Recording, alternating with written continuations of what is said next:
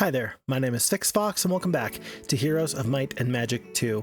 Thank you for being here for this voiceover where we play The Great War, this being part 1 of The Great War part 2 that you find with the base game files. The Great War #1 map did not make it into the Price of Loyalty expansion.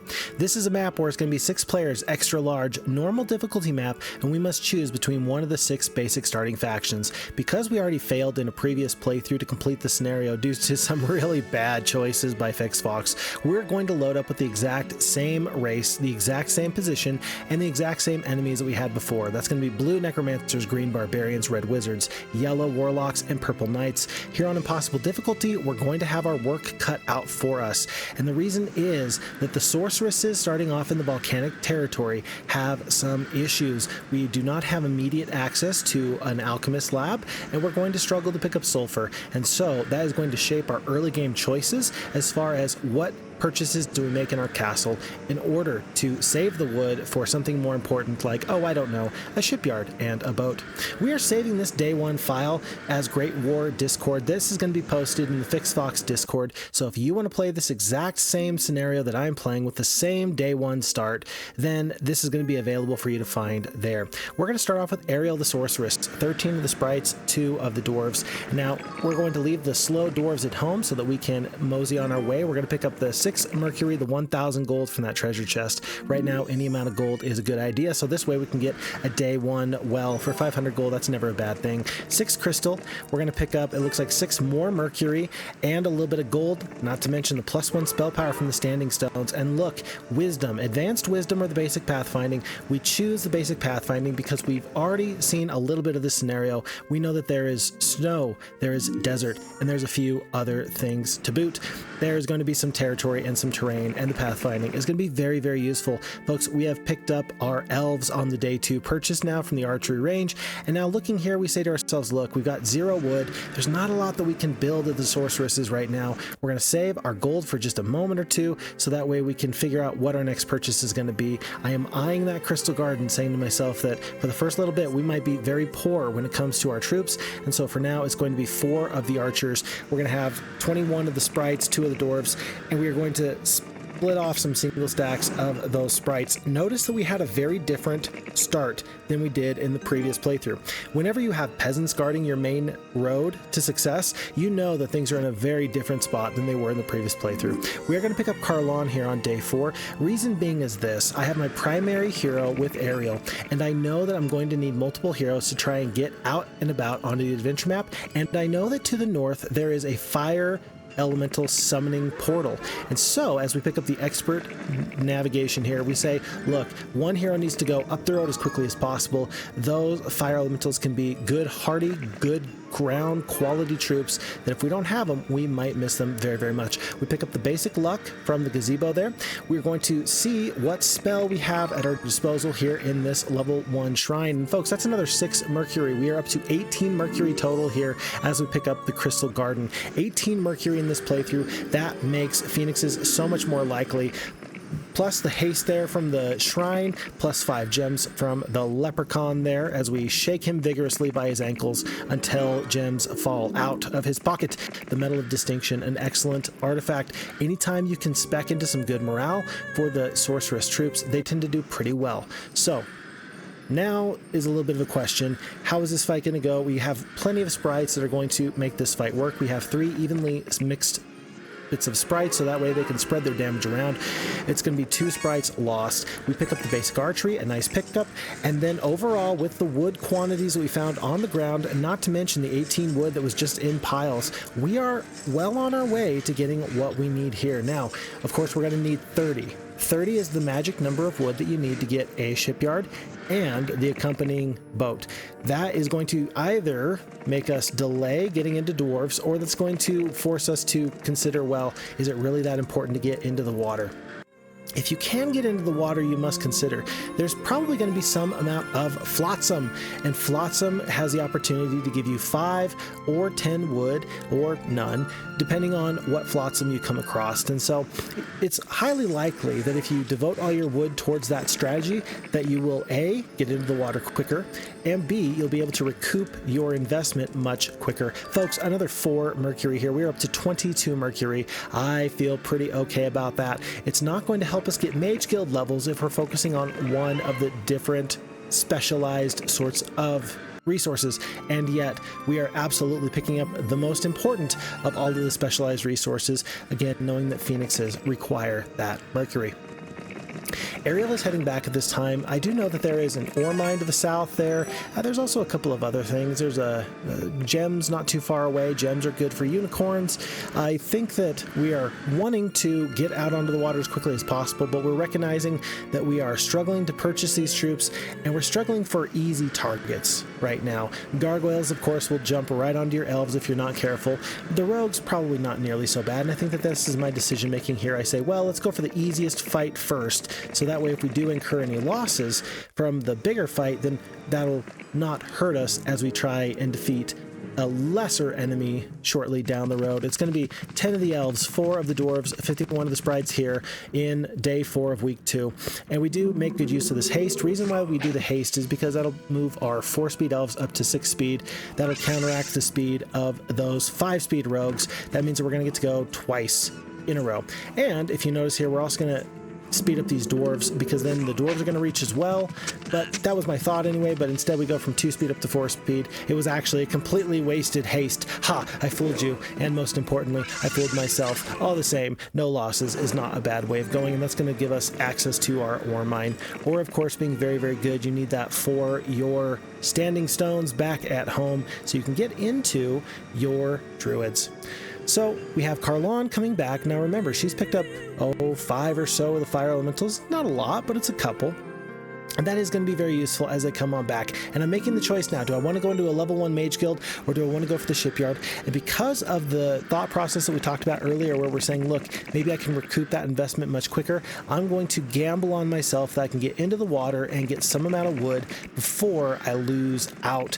And so I really commit very, very hard into getting the shipyard. We move over the Medal of Distinction. We got the 6 fire elementals. The dwarves right now are slowing us down. There's no doubt about that. But all in all, we're still going to use these troops to fight this upcoming fight.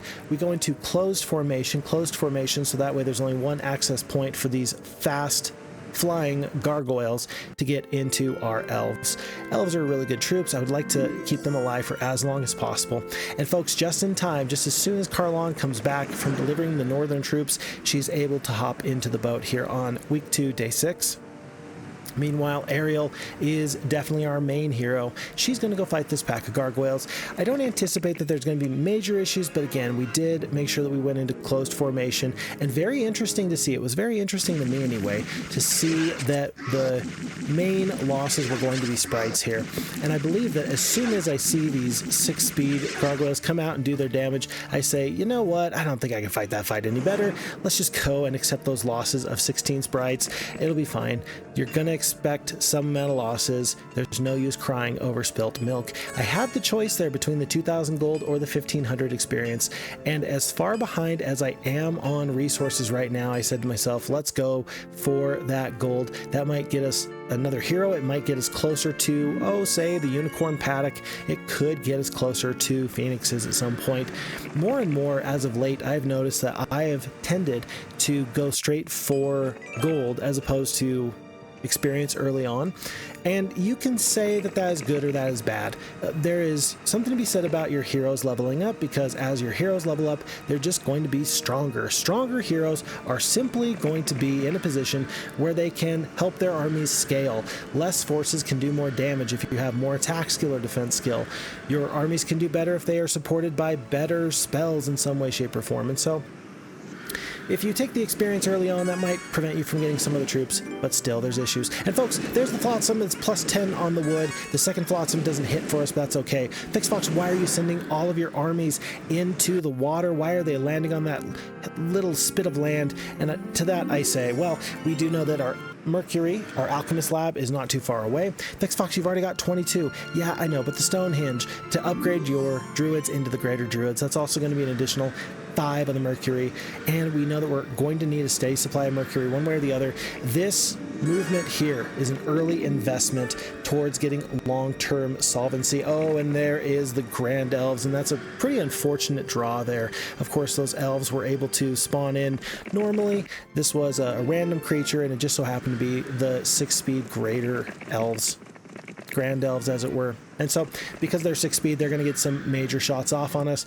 Can we counteract that? I highly doubt it. We do pick up the level 1 Mage Guild. That's going to be the Cure. It's going to be the Bless. It's going to be the Bloodlust. We are looking at picking up Dwarves when we can, but here on month 1, week 3, day 1, and now on to day 2, we're saying to ourselves, look, we're not behind schedule. There's some times where if you can get a level 1 dwelling like the Unicorns or the Phoenixes, you're doing great, but not always is that the case, and that's okay. Carlon is going to stay. She's not going to use the last of her movement points. We're going to pick up as much gold tomorrow as we can, and then she's going to take those last few of the fire elementals. Our secondary heroes are getting some nice bits of help from the gazebos, pretty much because there's 3 gazebos within spitting range of our castle. We're going to be able to get most of our heroes up to level 3, not to mention the fact that the Stonehenge is not too far away from there. 5 more gems comes from that little leprechaun. Oh, that little fiend there. And if you'll notice, to the very left of that demon cave that is currently right under Ariel, or right above Ariel rather, that is going to be wolves guarding some treasure there. I'm hoping for some additional resources, things that I'm missing out on because I don't have much of a lot, but still, we're going to see how that goes. All right, folks, have you ever seen somebody just take a whole bunch of damage all at once?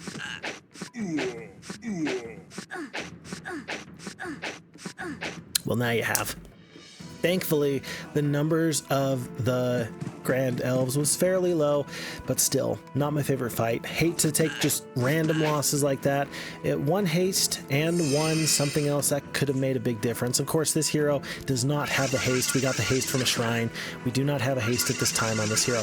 We're using the sprites with their no retaliation to go down the battlefield, hopefully slow down these creatures. There's going to be the middle stack of the Grand Elves that gets a full shot off, but the fire elementals, they are here, they are angry, they're here to do damage, and oh boy, are they going to do damage. I think that you might have a criticism here that's very valid. You're going to find in just a moment or two that I might have overspent a little bit on the fire elementals. They're a really good unit, but did we really need this many fire elementals to clean out these neutral creatures? And I tell you that the answer is no.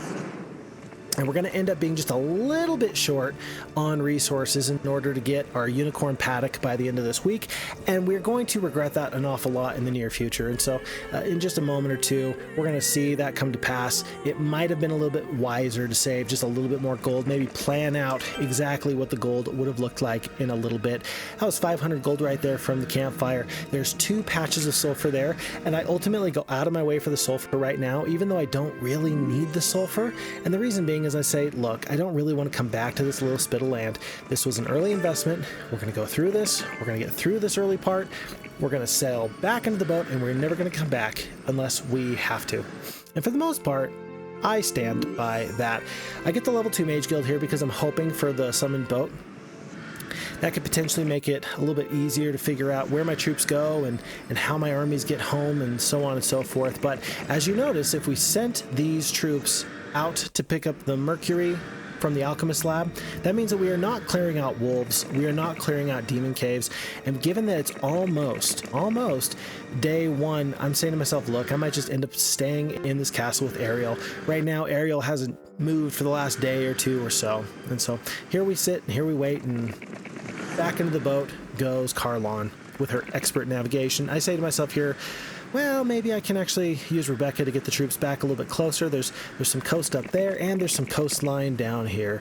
One way or the other, I'm trying to use my secondary heroes to kind of navigate whatever's going to make the most sense in order to get my forces where they belong. Folks, I realize right here, ooh, I think I would have rather had unicorns over the dwarves, but it was a little too late. I was hoping I could pick up some additional troops, but alas, the gold from the chest did not go as according to plan. I'm checking the movement here for Carlon. I'm hoping I can find myself another treasure chest nearby just so I can get up the gold necessary to get into the unicorns. This Flotsam, not really my last chance. 200 gold, 5 wood, that's not going to do it. It's fairly sad. Fairly sad. But so long as it's not Week of the Unicorn, we will be okay. So we're using, again, our secondary heroes to move across this map in a logistical sort of way. I don't really have somewhere else to be for Ariel, but she'll wait until day 1, and then she can go forward from there. Interesting to note in this playthrough that we have enough of the extra resources that mage guilds do turn into being something very useful. We do get to the point where our cottages, our archery range, our Stonehenge, all of our troops that can be upgraded into a higher version, we get them up pretty quickly. Again, this in juxtaposition with the first playthrough where we were so short on resources, and it was an absolute struggle. And for that entire playthrough, we felt like we were behind the 8 ball, trying to get troops, and then ultimately losing more forces simply because if you don't have a big enough army, you're sometimes going to lose troops that you didn't have to. It shouldn't be a surprise to any longtime Heroes of Might and Magic players, but if you have more forces in your army, you are going to be able to reduce the losses you would otherwise take in upcoming fights. And so, early on in the first playthrough, we found ourselves losing lots of forces to random ticky-tack sort of deals, and then later on we do much better in this playthrough simply because we're able to get enough of our legs under us that we mitigate losses and move forward from there. Folks, with our level 3 Mage Guild, we're going to pick up the Mass Curse. That's really going to be a pretty awesome spell. We're going to find out that we end up doubling up a little bit because there's a Shrine of the Third Circle not too far away with that Mass Curse as well. But for now, we have given those troops back. We have let Carlon go back out into the water, and she has a mission here as we go to this demon cave. And so Carlon is actually going to head south in the water because I know for sure from the previous playthrough that there is a Magellans Maps out there on the high seas. And I say to myself, look, for 1,000 gold, that is absolutely worth it each and every time. And so I will go and grab that. It seemed wrong of me to pretend like I did not know that the Magellans Map was in the ocean to the south. What's the point? Really, if you lose a scenario and if you lose your pride for losing, then you ought to at least get the bonus of taking some knowledge with you from the previous scenario, and it felt wrong for me to just kind of pretend like I didn't know certain things about this map. And so we're going to go get that Magellans Maps as quickly as possible. That's going to give us a good update as far as what our enemies are up to on any given moment, and then we will go from there. Folks, I'm using terrain, I'm using the dwarves, I'm doing my best to avoid damage onto these sprites. I would rather lose 2 dwarves than any amount of sprites because those poor sprites are so fragile. With 2 hit points, they are going to get hit and they're going to be hit. Whereas the dwarves with their 20 hit points are going to do pretty okay taking a hit and putting out some damage. The Bless wasn't really the best choice there because the dwarves were doing reduced damage due to the high defense of the earth elementals, but dwarves have a damage range between 2 to 4, and so therefore the Bless is not entirely wasted. By the way, we have the +1 on the morale and we have the +1 on the luck. Really pretty darn good for us to have that. Again, those 2 bits of, call it secondary skills, battle prowess, it really makes a big difference. Folks, I'm thinking about the haste, but clearly the curse is going to be the best thing for us. Wolves do between 3 to 5 damage, and so it's nice to be able to lower their damage, especially with that double attack. We're going to get a nice big bit of damage off here, and we're going to see immediately that their damage is just going to fall off of a cliff. Again, though, the question is will we be able to mitigate losses, knowing that in the previous playthrough we had major issues with losses because our armies were already depleted because we could not get the dwellings necessary to mosey right along. I'm happy that the 6 wolves did not attack the grand elves, or rather just the regular elves. It was really pretty nice for me there to see that happen. I will take the damage onto the fire elementals and keep my valuable shooters alive, especially because we do have the archery. Notice though that already we are out of spell points. The 1 Mass Curse for 12 spell points and then the Fireball for 9 spell points, that ends up being an awful lot of your spell points early on. We're only down to level 3, maybe level 4, but I think we're just about at level 3 at the moment. And so We're going to have to hope that we can pick up some additional knowledge very, very quickly. That is going to be 6 knowledge total at this current juncture as we level up. We're going to take the luck and the leadership together, and we're feeling great about that. Okay. Once again, I'm questioning myself. Do I take the gold or do I take the experience? I say, well, until you get your phoenixes, you take the gold. There should be no ifs, ands, or buts about that. You take the gold. One other way that we're helping kind of conserve our gold is, again, by upgrading our dwellings without actually purchasing those troops, so that way we're not going to need to upgrade them later. Mage Gold level 4, I'm considering it. And I say, nope, let's get first things first.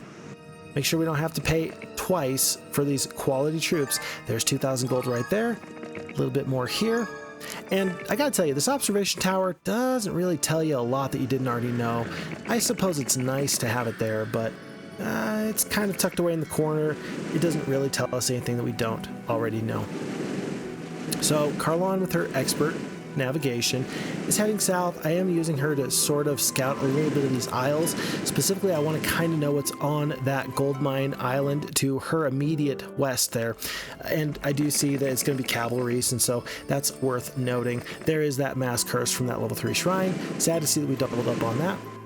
And ultimately, we're doing okay, hoping that there's no enemies that we find on the high seas. The FHeroes2 AI has done a much better job as of late getting into the water and doing well in naval engagements and just navigating the isles of the sea. There's been times where I feel like they've struggled, and I feel like recently with patch 1.1.8, the FHeroes2 AI is actually doing an exceptional job out on the water. I'm pretty happy to see the job that they're doing. It really keeps me on my toes when I see the AI doing so very well. We are leaving the 2-speed dwarves behind. We are taking all these elves. They're now upgraded into grand elves. So we got the 6-speed grand elves. We got the 6-speed greater druids, 13 of the fire elementals, and 32 of the sprites. So we are down to only 4 speed as our lowest speed. Carlon, again, I know that there's something just out here. Where is it? Tough to find. Aha, and I think I see just the edge of that Magellans Maps. Good on us. Good to find that. Okay. This retired captain lives on this refurbished fishing platform for 1,000 gold. You better believe that this is one of the best investments you can make in the entire game. 1,000 gold, and you get to see all the Isles of the Sea. And please do note that even though you can't see onto land per se, you do get some insight into what might be on the coastline of some of these islands. For example, you can see mines, you can see more than just general geography. You can see some resources, some gold treasure chests and other loose resources, but maybe the real prize is knowing when the enemy is in the water and when they're not. Maybe the real prize is knowing where the flotsam and the treasure chests are. If you're sailing around blindly, you're really having a bit of a bad time. So with that being said, we've sent Rebecca up north. She's going to pick up some more of those fire elementals for us, as many as she can muster. If you have elves and if you have druids, it is nice to have the ground-based troops that can help you out in some of these fights. We're going to clear through the demon cave, and we're also going to clear through some paladins to the north. Note that in the previous playthrough, I think that it was not paladins that were guarding a big treasure trove. I believe it was dragons or titans or something much more difficult, and so it just goes to show that this map is a little bit more friendly in the roles that we get. It's kind of strange to think that you can have a tier 3 creature be as wildly different for you if randomly rolled as the difference between a Cyclops and a Black Dragon. For example, 300 hit points on the Black Dragon and only 80 on the Cyclops. Bit of a big difference there, wouldn't you say?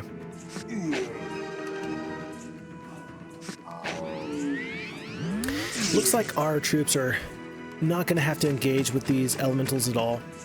Not if they want to, not close by. And so we're going to get out of this fight fairly well here. No major issues, no major concerns there.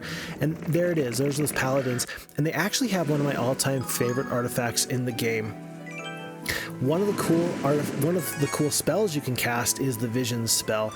And rather than cast the Vision spell, wouldn't it be great if you had an artifact that would just let you keep that on all the time, 24/7. Keep the information from enemy heroes and wandering creatures, neutral creatures up and at them. Yeah, that is one of my favorite things. For a game that is all about information, I think that it's maybe the most often overlooked but totally valuable sort of artifact that anyone can find.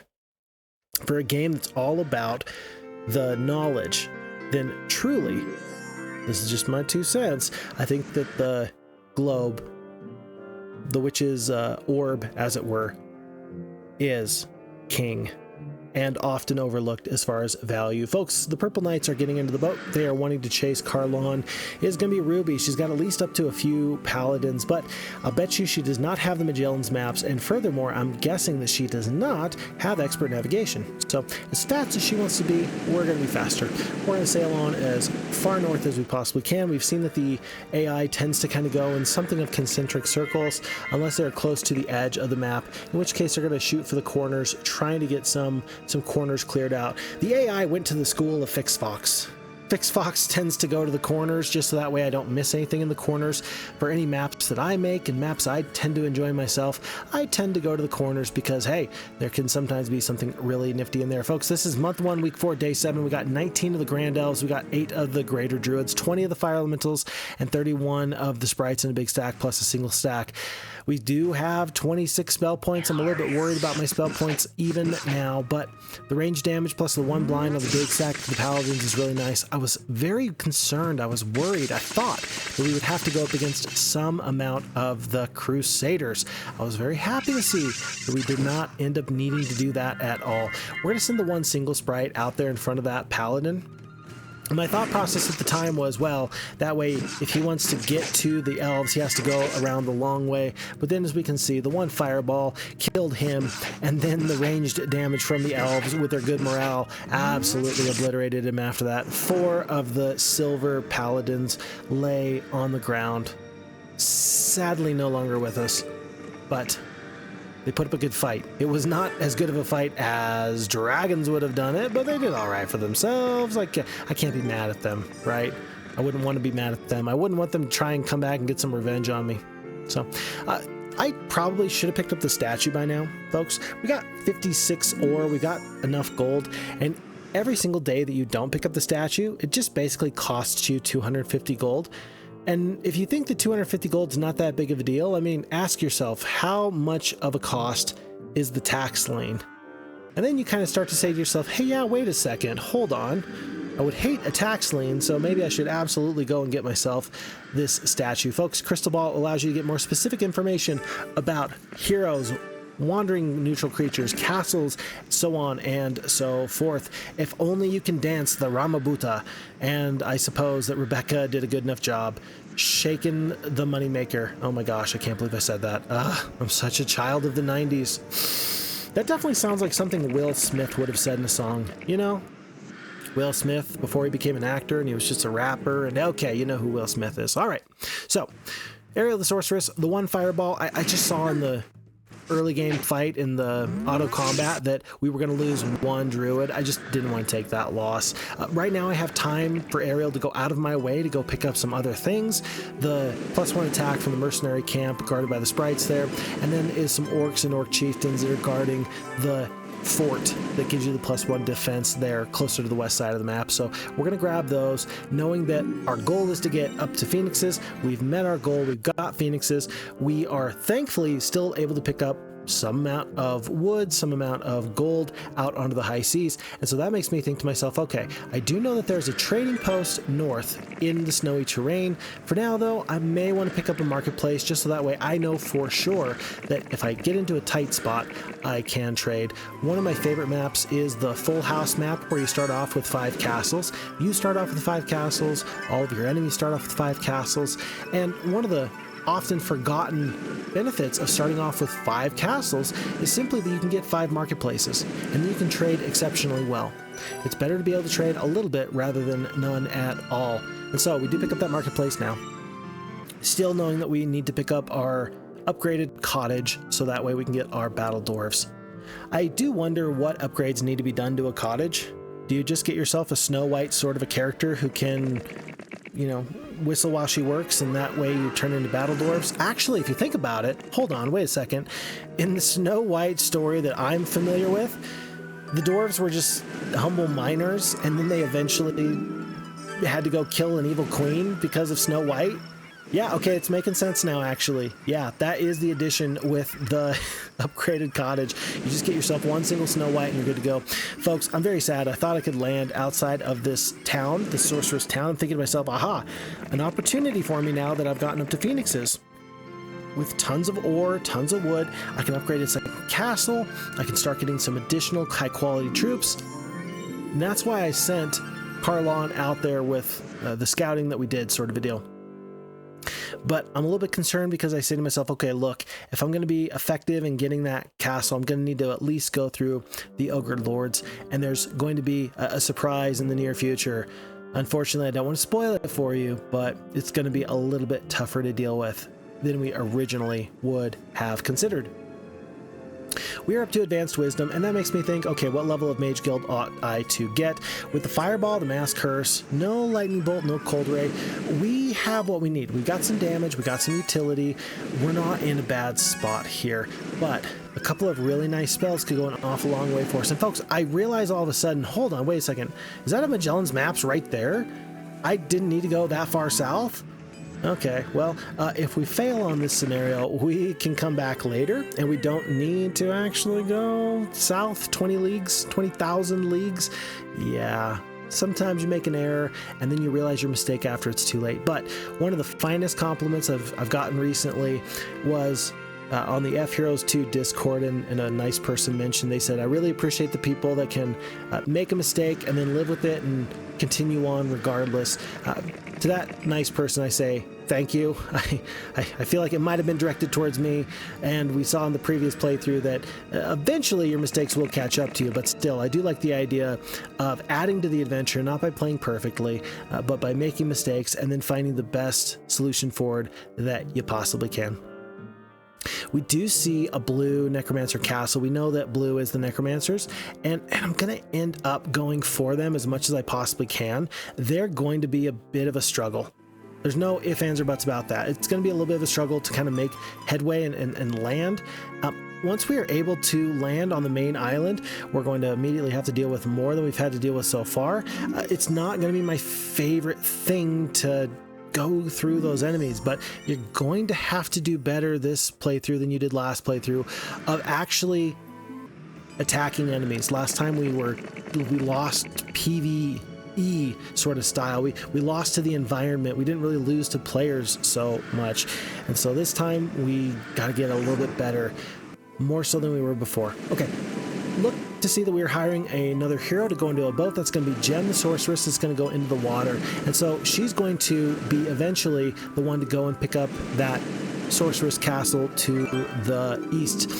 But right now, it's day 5. We're going to need at least a couple of more troops to make that happen, and I do believe that with Ariel right now, with her one Phoenix, she can go through these Magi to the north. And so Ariel is our primary sorceress, our primary hero. She is heading along the main road going north because she wants to get into that area of the map. And then we have 3 other heroes, 2 of which are going to be in the water. One is going to run logistics on the main part of the island, just catching up with leprechauns for the plus 500 gold, the plus 5 gems.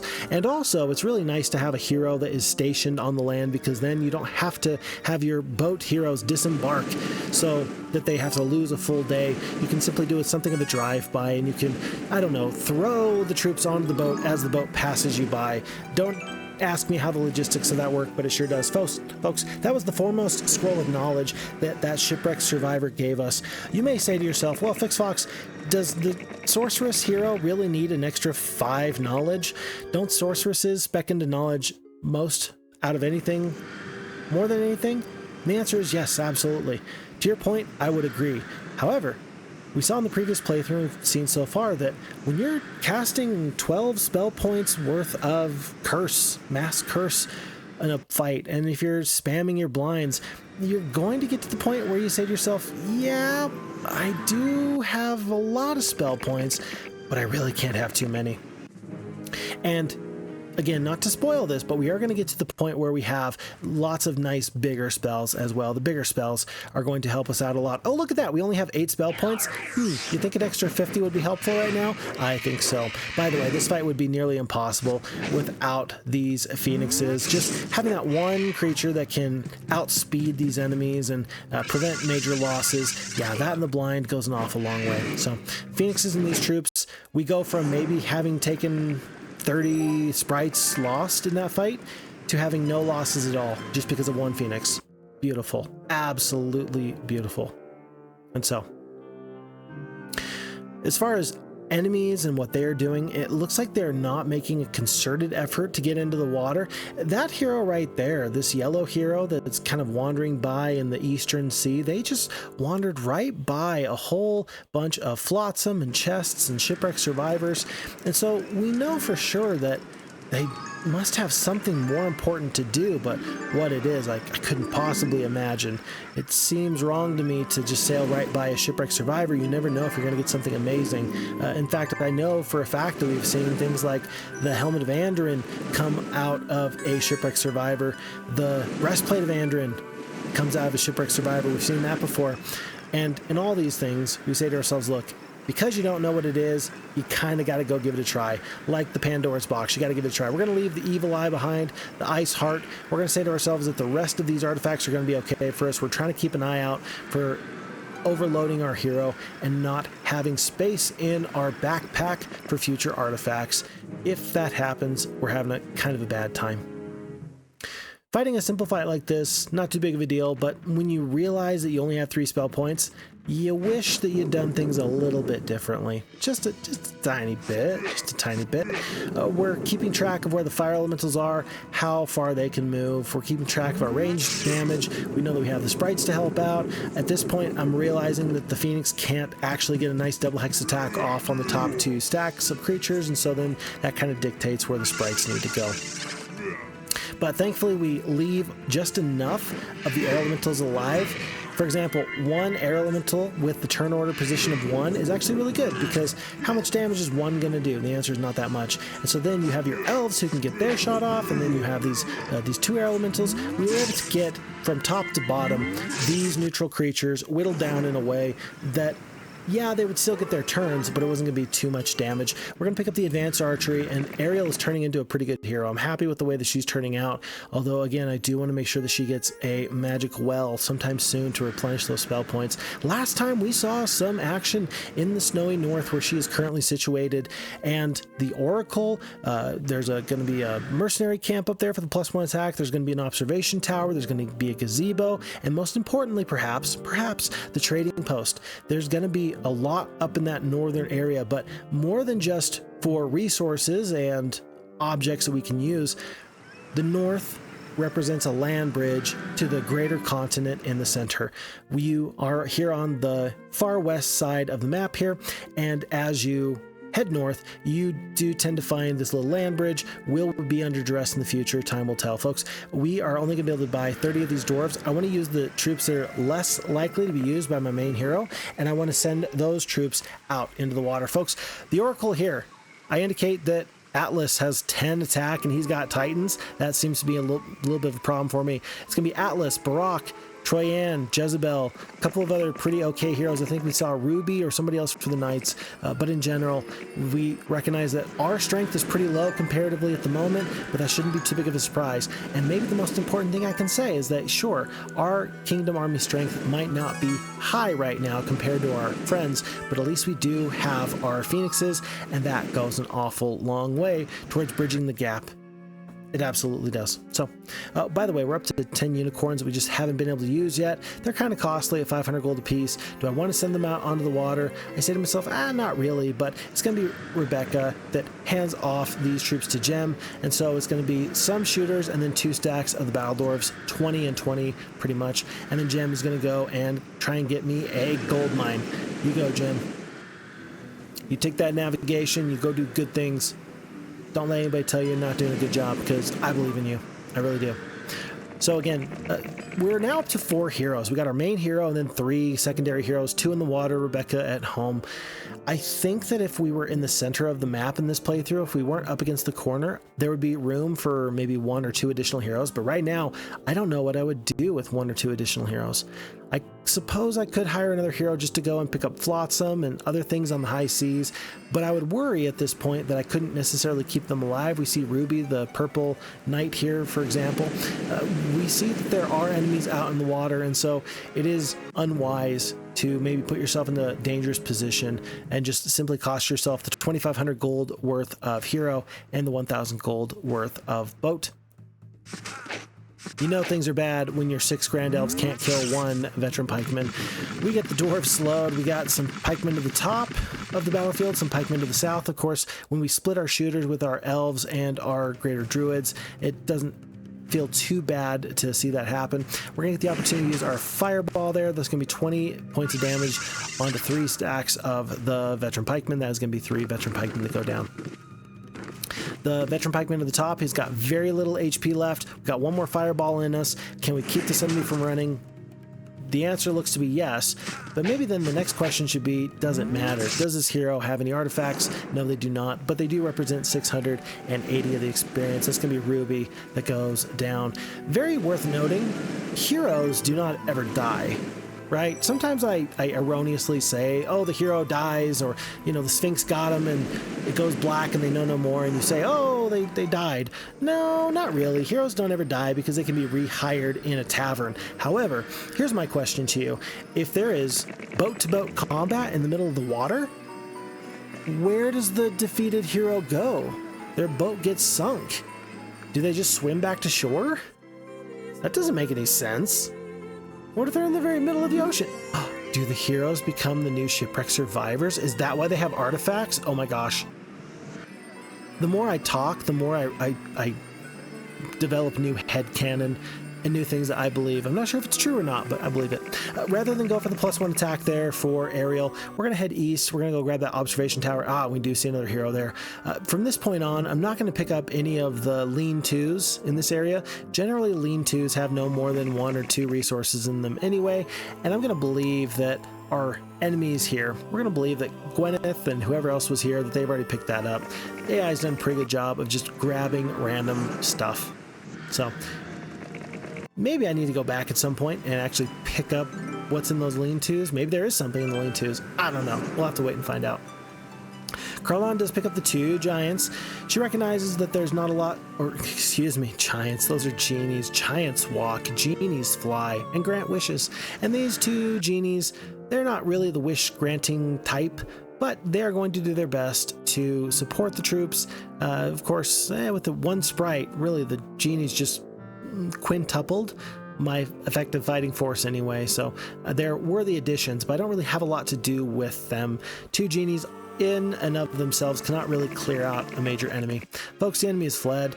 Can I prevent this from happening? I think I actually can. Remember Gwyneth here, because we're going to end up seeing her later, and she's going to cause me some amount of grief. I'm going to be pretty sad about that. Oh no, look at this. I don't have any spell points. That's only been a problem for the last 10 minutes. It almost makes me wish I had mysticism, but I don't. With the good luck, we're going to wait and see if we can actually kind of get out of this fight just a little bit more. I do have the blind, though. With only 7 spell points, I say to myself, look, maybe I can find a way to deal with the orcs or the centaurs. And the fact that 1 centaur didn't actually do anything with the 1 bit of damage and the enemy didn't run just makes me think I can obliterate them from here. The sprites go down the battlefield, they kill the final centaur, and then the 12 blinded orc chieftains, they're going to take an absolute beating from afar. That's going to get us out of this fight. And the hero Gwyneth gave us over the Serenity Pendant, and maybe more importantly, the wisdom for expert level through the experience it took to get through that fight. Carlon is looking at the water here and saying, you know, it's maybe time I sought greener pastures. Maybe rather than go for that 1 flotsam there, I'm going to go through the whirlpool and seek my fortune on the other side of the map. That's not the other side of the map. We just teleported from the northwest to the southwest. Finally, the 2nd or 3rd time we go through the liths, even though it costs us a sprite, we do eventually get to greener pastures, flotsam, shipwreck survivors, and more. Thunder Misty Dominion for the +1 attack, not too bad. And it's worth noting that there's enough Magellans Maps on this map here that it's quite possible that every enemy has full view of the ocean. In fact, I'm going to have to operate under that principle for now and just think to myself, assume that they do have full vision, because if they don't, then that's on them. But you don't want to be surprised in this instance and miss out because of that. By the way, Carlon, she's going to go south instead of north because she recognizes that there's more treasures to the south, and Ambrose is in the water. She does not want to get herself boxed into a bad spot. Folks, this battle with the cavalries is not the best fight, but because we've gotten the Mass Curse, we're going to see this go very, very well for us. Gem the Sorceress, a secondary hero, has only got the 1 bit of defense. She's got 2 spell power and 3 of the knowledge, but she is short on spell points. She will get the curse off, and it's going to go pretty well for us. But this is 4 stacks of 7 of the cavalries, folks. 28 cavalries. We're going to lose the fight according to the auto combat. Will this spell be the difference or not? Remember, of course, the cavalries do between 5 to 10 damage. So it's kind of nice. And maybe nicest of all, they've done us a great service by running down the battlefield to a position where we can attack them. And that goes very, very well for us. So our first stack of enemy cavalries goes down. There's a stack of 6, a stack of 7, and 1 more stack of 7. And now we're down to only 5 on this top stack. We're going to focus our fire on 1 stack at a time. That's going to save us the issue with eating unnecessary retaliations. Unfortunately, we do lose 29 of the sprites right there. Only 9 sprites remain.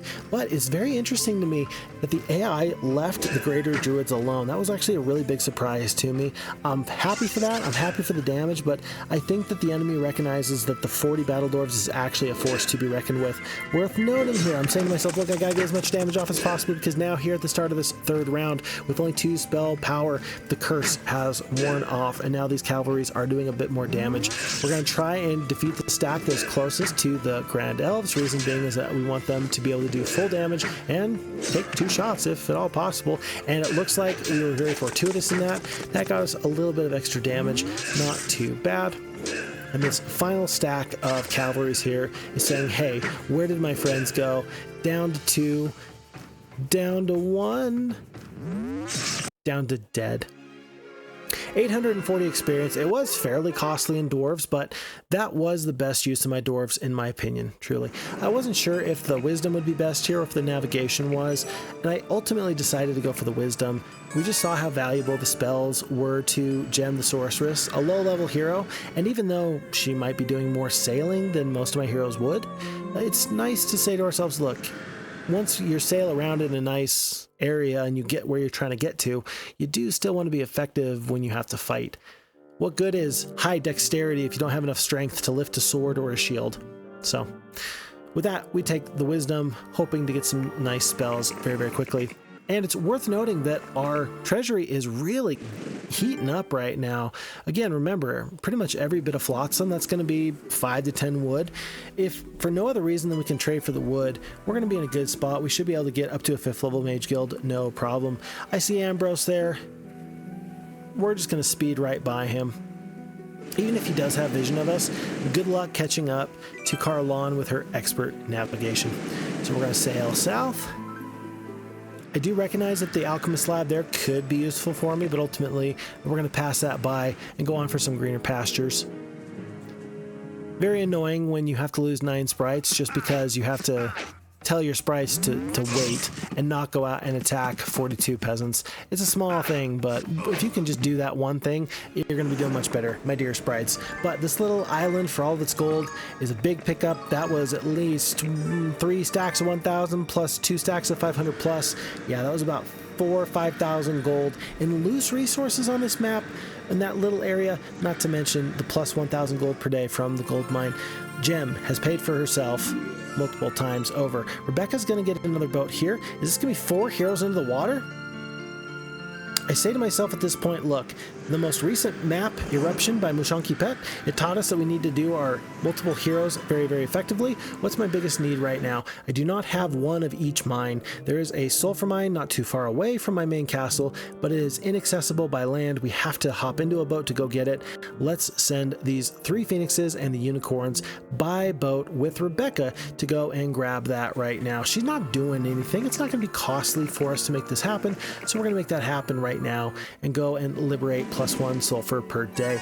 We find out in the upper left corner on the western side of the map that there is going to be a ever-pouring vial of mercury guarded by those unicorns. Happy to see that we're going to have some additional mercury coming in. That's basically another free alchemist lab. Now, that bottle was interesting. The bottle, if you did not see that, it said, "Help me," and then 2 spaces over, there was a shipwreck survivor. But somebody really had to go out of their way to put that bottle there. Although, if you did not know, bottles, if you do not put in a personalized message into them as a map designer, the bottles will in fact have a couple of pre-recorded messages, and I do believe that "Help Me" is one of those pre-recorded messages.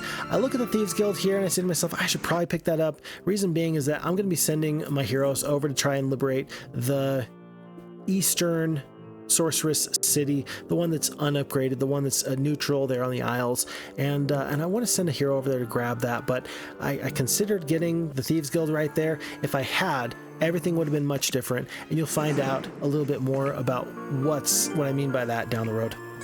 But here, ever pouring vial of mercury, endless vial of mercury. They updated that with Heroes Might and Magic 3. I was operating off of some new information. It's not even old information, it's just new information that's not correct. We do see a barbarian town. Carlon's getting some really good scouting, can you tell? Barbarian towns, and she has to get a little bit closer to the edges of these islands to see if it's worth landing. We're going to bypass some early genies to add to our genies, but not really critically important.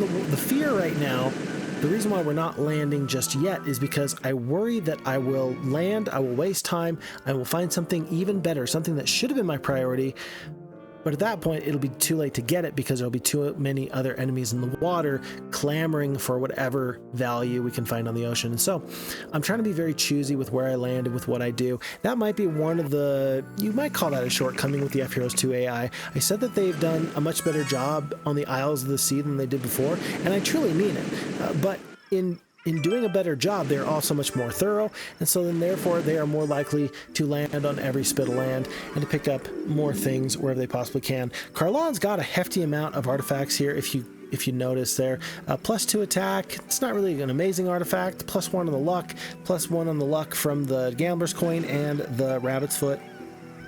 She's got a lot of artifacts. Good artifacts? I mean, she's got a lot of artifacts. I didn't say they were good or bad, there's just a lot of them. And unfortunately I say to myself, oh no, Gem's got to go all the way around. There's not a lot of landing spots here. In fact, there's only one landing spot. That means I have to go through the Ogre Lords, and as soon as I realize I have to go through the Ogre Lords to get to that town, I'm not too sure if I want to fight that fight as my forces are currently constituted. It's day 1. Do I need to pick up some more troops for Gem before I send her back? And we will see what happens. We will see.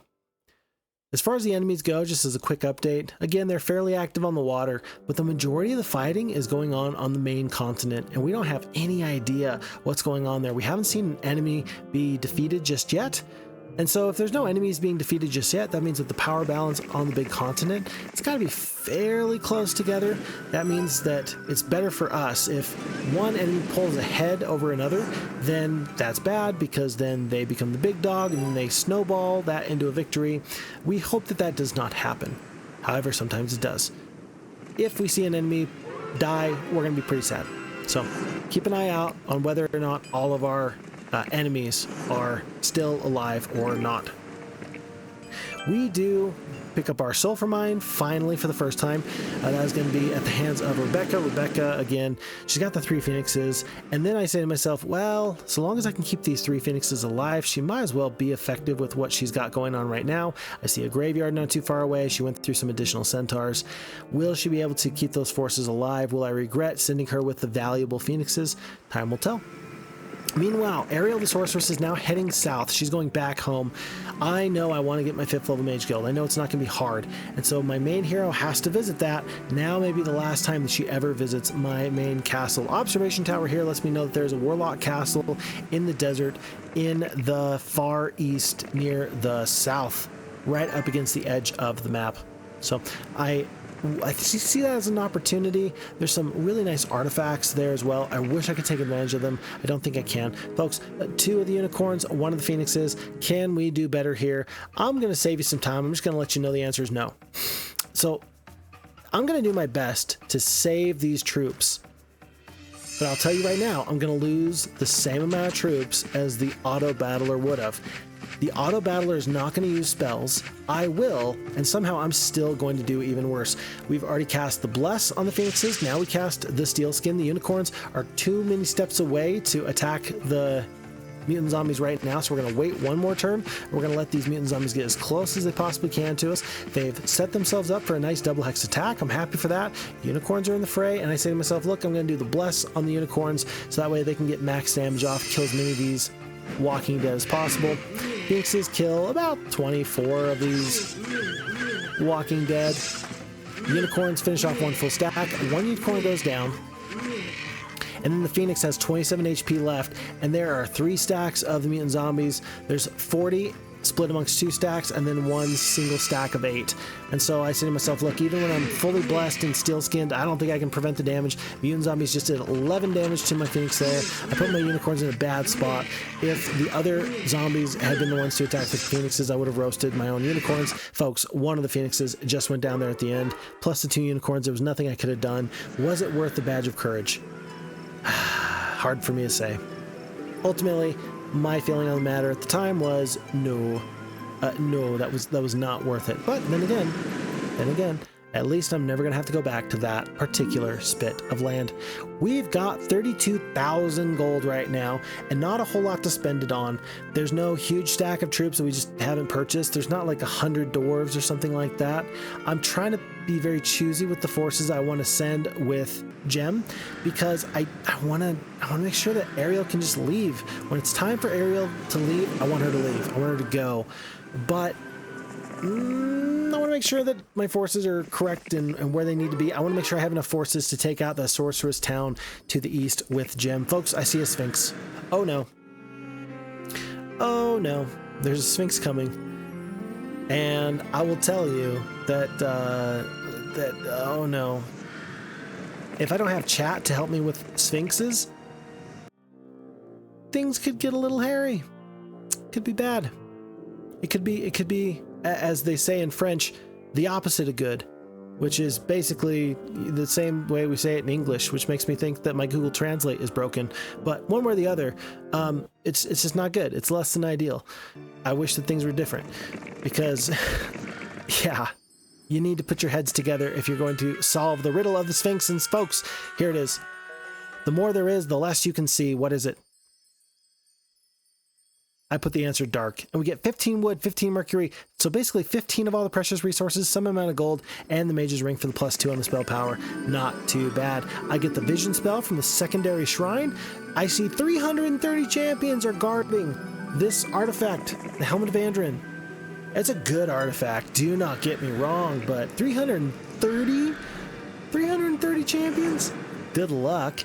There's a Titan guarding the Diplomat's Quill, so we're going to ignore that for now. Notice that Gem actually landed. The reason I wanted Gem to land is that there's the spell power she needs from the Magic Well, and there's a gazebo.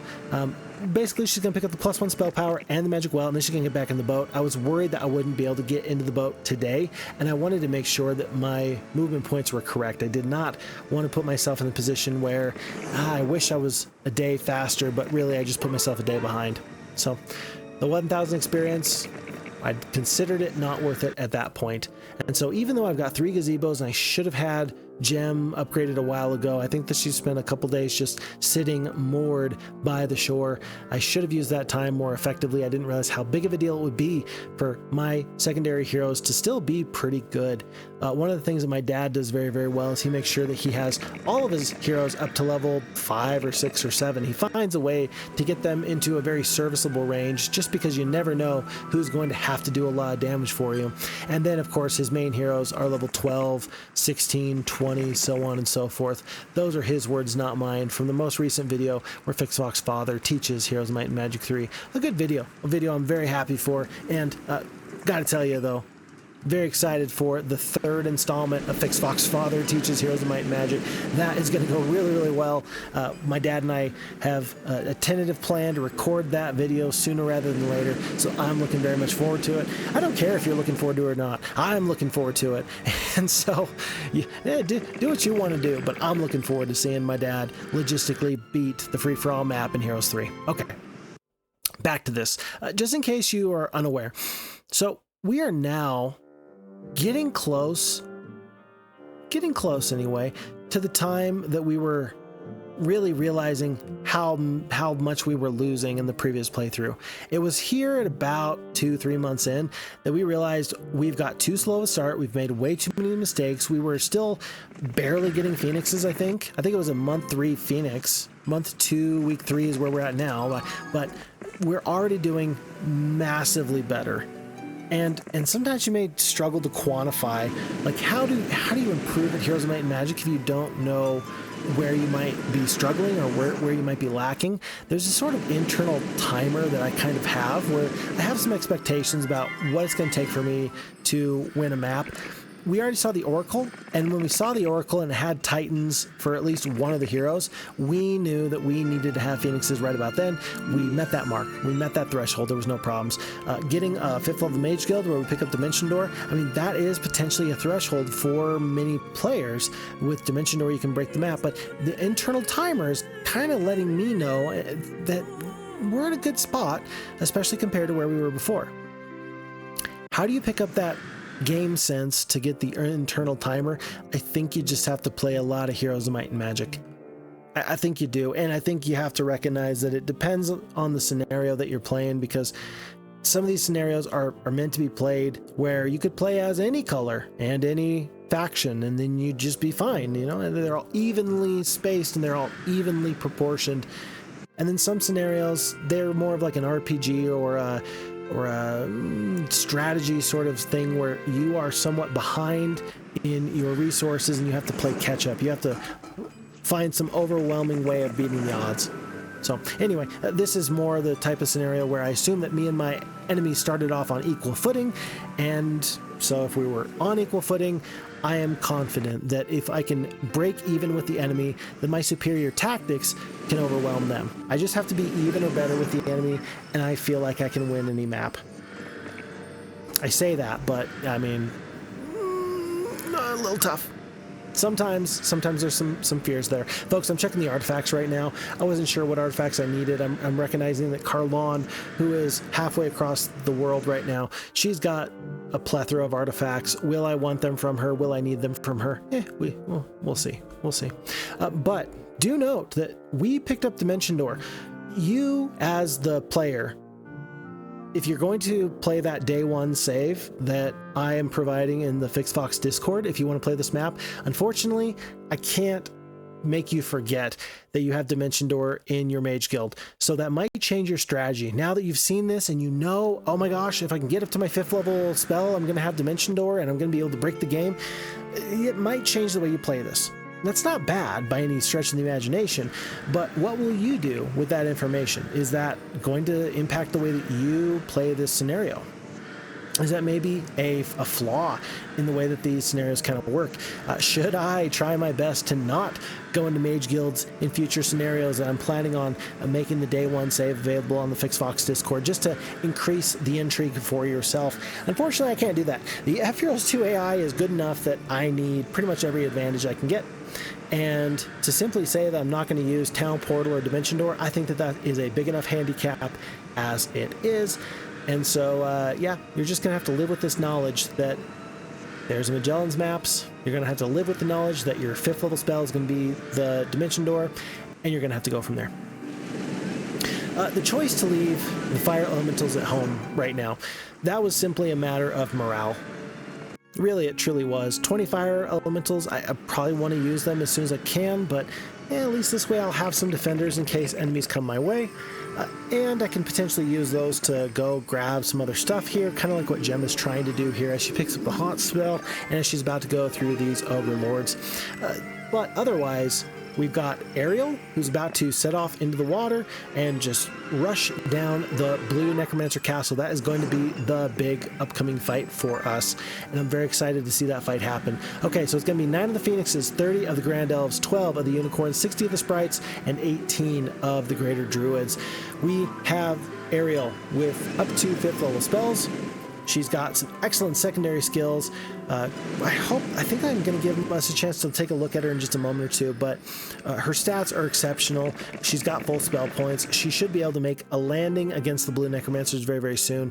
And when she does, my hope is that they will fold, that they will be torn apart like a wet paper bag.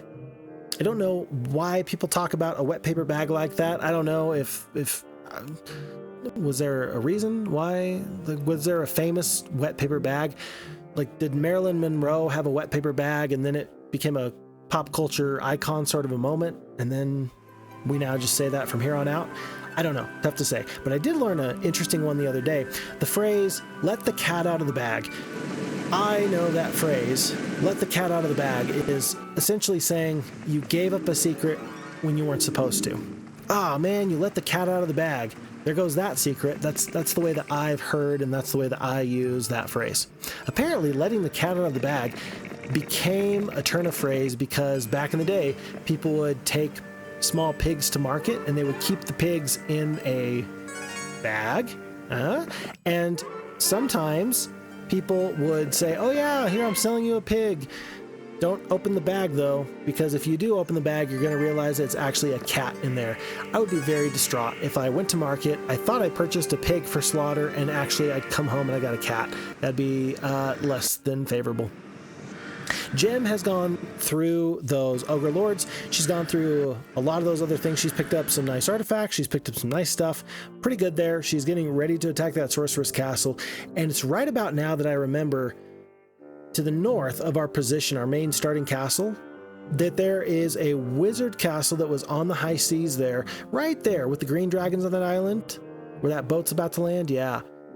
And that castle actually had titans and archmagi and rocks and sealed golems. It had really, really good defenders. And so I'm going to hopefully be just smart enough to realize, whoa, Vixox, slow down. Maybe we should finally spend the 5 wood. After the hundreds of bits of flotsam that we've gone through, maybe we should finally get the 5 wood in order to double check to make sure that there's no major enemies in this town, because it would be a real shame if I lost Gem for nothing. Elfrock actually does have phoenixes in there. So we inferred from our previous information that no, we should be a little bit more careful about some of these towns. A little bit disappointing, actually. We did end up taking the wizard town that had those major defenders, and there was a library in there, sure, but a library with a level 1 mage guild, halflings, and maybe the foundry for the golems. Not particularly interesting to me, so very sad. We do pick up Identify Hero here for Carlon. I see a genie lamp, and I do see the nomads. I see another Sphinx, but folks, I say to myself, look, let me purchase the troops I can. There is a bunch of trolls there on this island with the gold mine and the purse. Let me go at least pick up that gold mine, and then I'll make the decision if I want to go for the Sphinx. It'd be a real shame if I tried the Sphinx, I tried my luck, I failed, and then I just lose the hero for nothing when I could have gotten some free things right there. And so we'll come back in just a moment there, but let's turn our attention back to the mainland. Oh, it's so good for this sorceress to finally have her feet touch grass yet again. Natasha the sorceress, the blue hero, is right outside of her blue necromancer castle, and she does not stand a chance. Remember, it is going to be the 9 phoenixes that are brought to bear against whatever paltry army they can muster. So looks like purple in the water. The purple knights they've really done a great job in this scenario. If you notice, at least half of the boats, at least half of the water activities have been from the purple player. So they've done a pretty okay job for themselves. They should be proud of themselves. All right, Natasha the Sorceress, 1 attack, 2 defense, 7 spell power, 4 knowledge. Anytime you see 7 spell power, you're a little bit concerned because of the lightning bolts. We've got the 6 spell power, the 12 knowledge. We've got the 5 attack and the 1 defense. I am happy with our chances of winning this fight. Can we blank the enemy? We got the fireball. Is there going to be enough damage to kill 2 creatures? There is. And then their next creature is going to be the centaurs. And folks, I can already tell you that with 1 7-speed creature and 2 6-speed creatures, the power of the sorceresses is on full display there. What good is your 7 spell power going to do for you, Natasha, if you can't even cast a lightning bolt before I end the fight? Folks, a 5th level mage guild here in this Necromancy castle, and whoa, it's not the 5th level spell that really gets me, it's the 4th level mass slow, one of the all-time greatest spells you could possibly hope for. Even when fighting an army that might consist of some stacks of dragons, if you can make it so the dragons are a nice fast stack, but the rest of their creatures are all 4-speed, 3-speed, 2-speed, you can effectively win a lot of fights before they even really get a chance to retaliate against you. So really happy to see that mage guild there. I do have to be on the lookout for blue heroes who might have some nice spells, but I don't see an Armageddon or a Chain Lightning, so offensive spells might not be as valuable for them as they might like. We pick up the logistics for Ranlu. We hire Ranlu here on this new continent, so that way we can make the best use of Ariel's movement points. She's got more important things to do, I assure you. Folks, we've got a grand total of 37 of these fire elementals here at home. I'd like to get them out and adventuring, but right now, other than Jem, who just picked up the expert wisdom, there's nobody really doing a lot of aggressive adventuring. Everybody's just picking up free things, picking up some logistics, and going from there. I saw something recently, speaking of logistics, and the value of good quality logistics, and it was shortly after the events of World War II. Someone asked a person in the high command for the Third Reich, and they questioned, and they said, well, when did you know that the war was over? And the person replied, they said, well, we knew that we were in trouble when the Allies could get a full chocolate cake to the front lines for one of their soldiers, when it was not stale, it was not moldy, they could still eat the chocolate cake.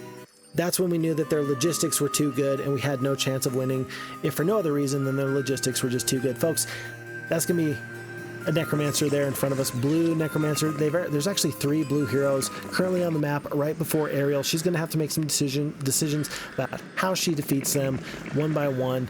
Is she going to be able to reach them all in this upcoming first day? If she used the Dimension Door, she probably could, but we're going to choose not to. Do note that I'm choosing not to load into that boat. I stepped on the obelisk there, so I could load into that boat there, but you can't land onto an obelisk.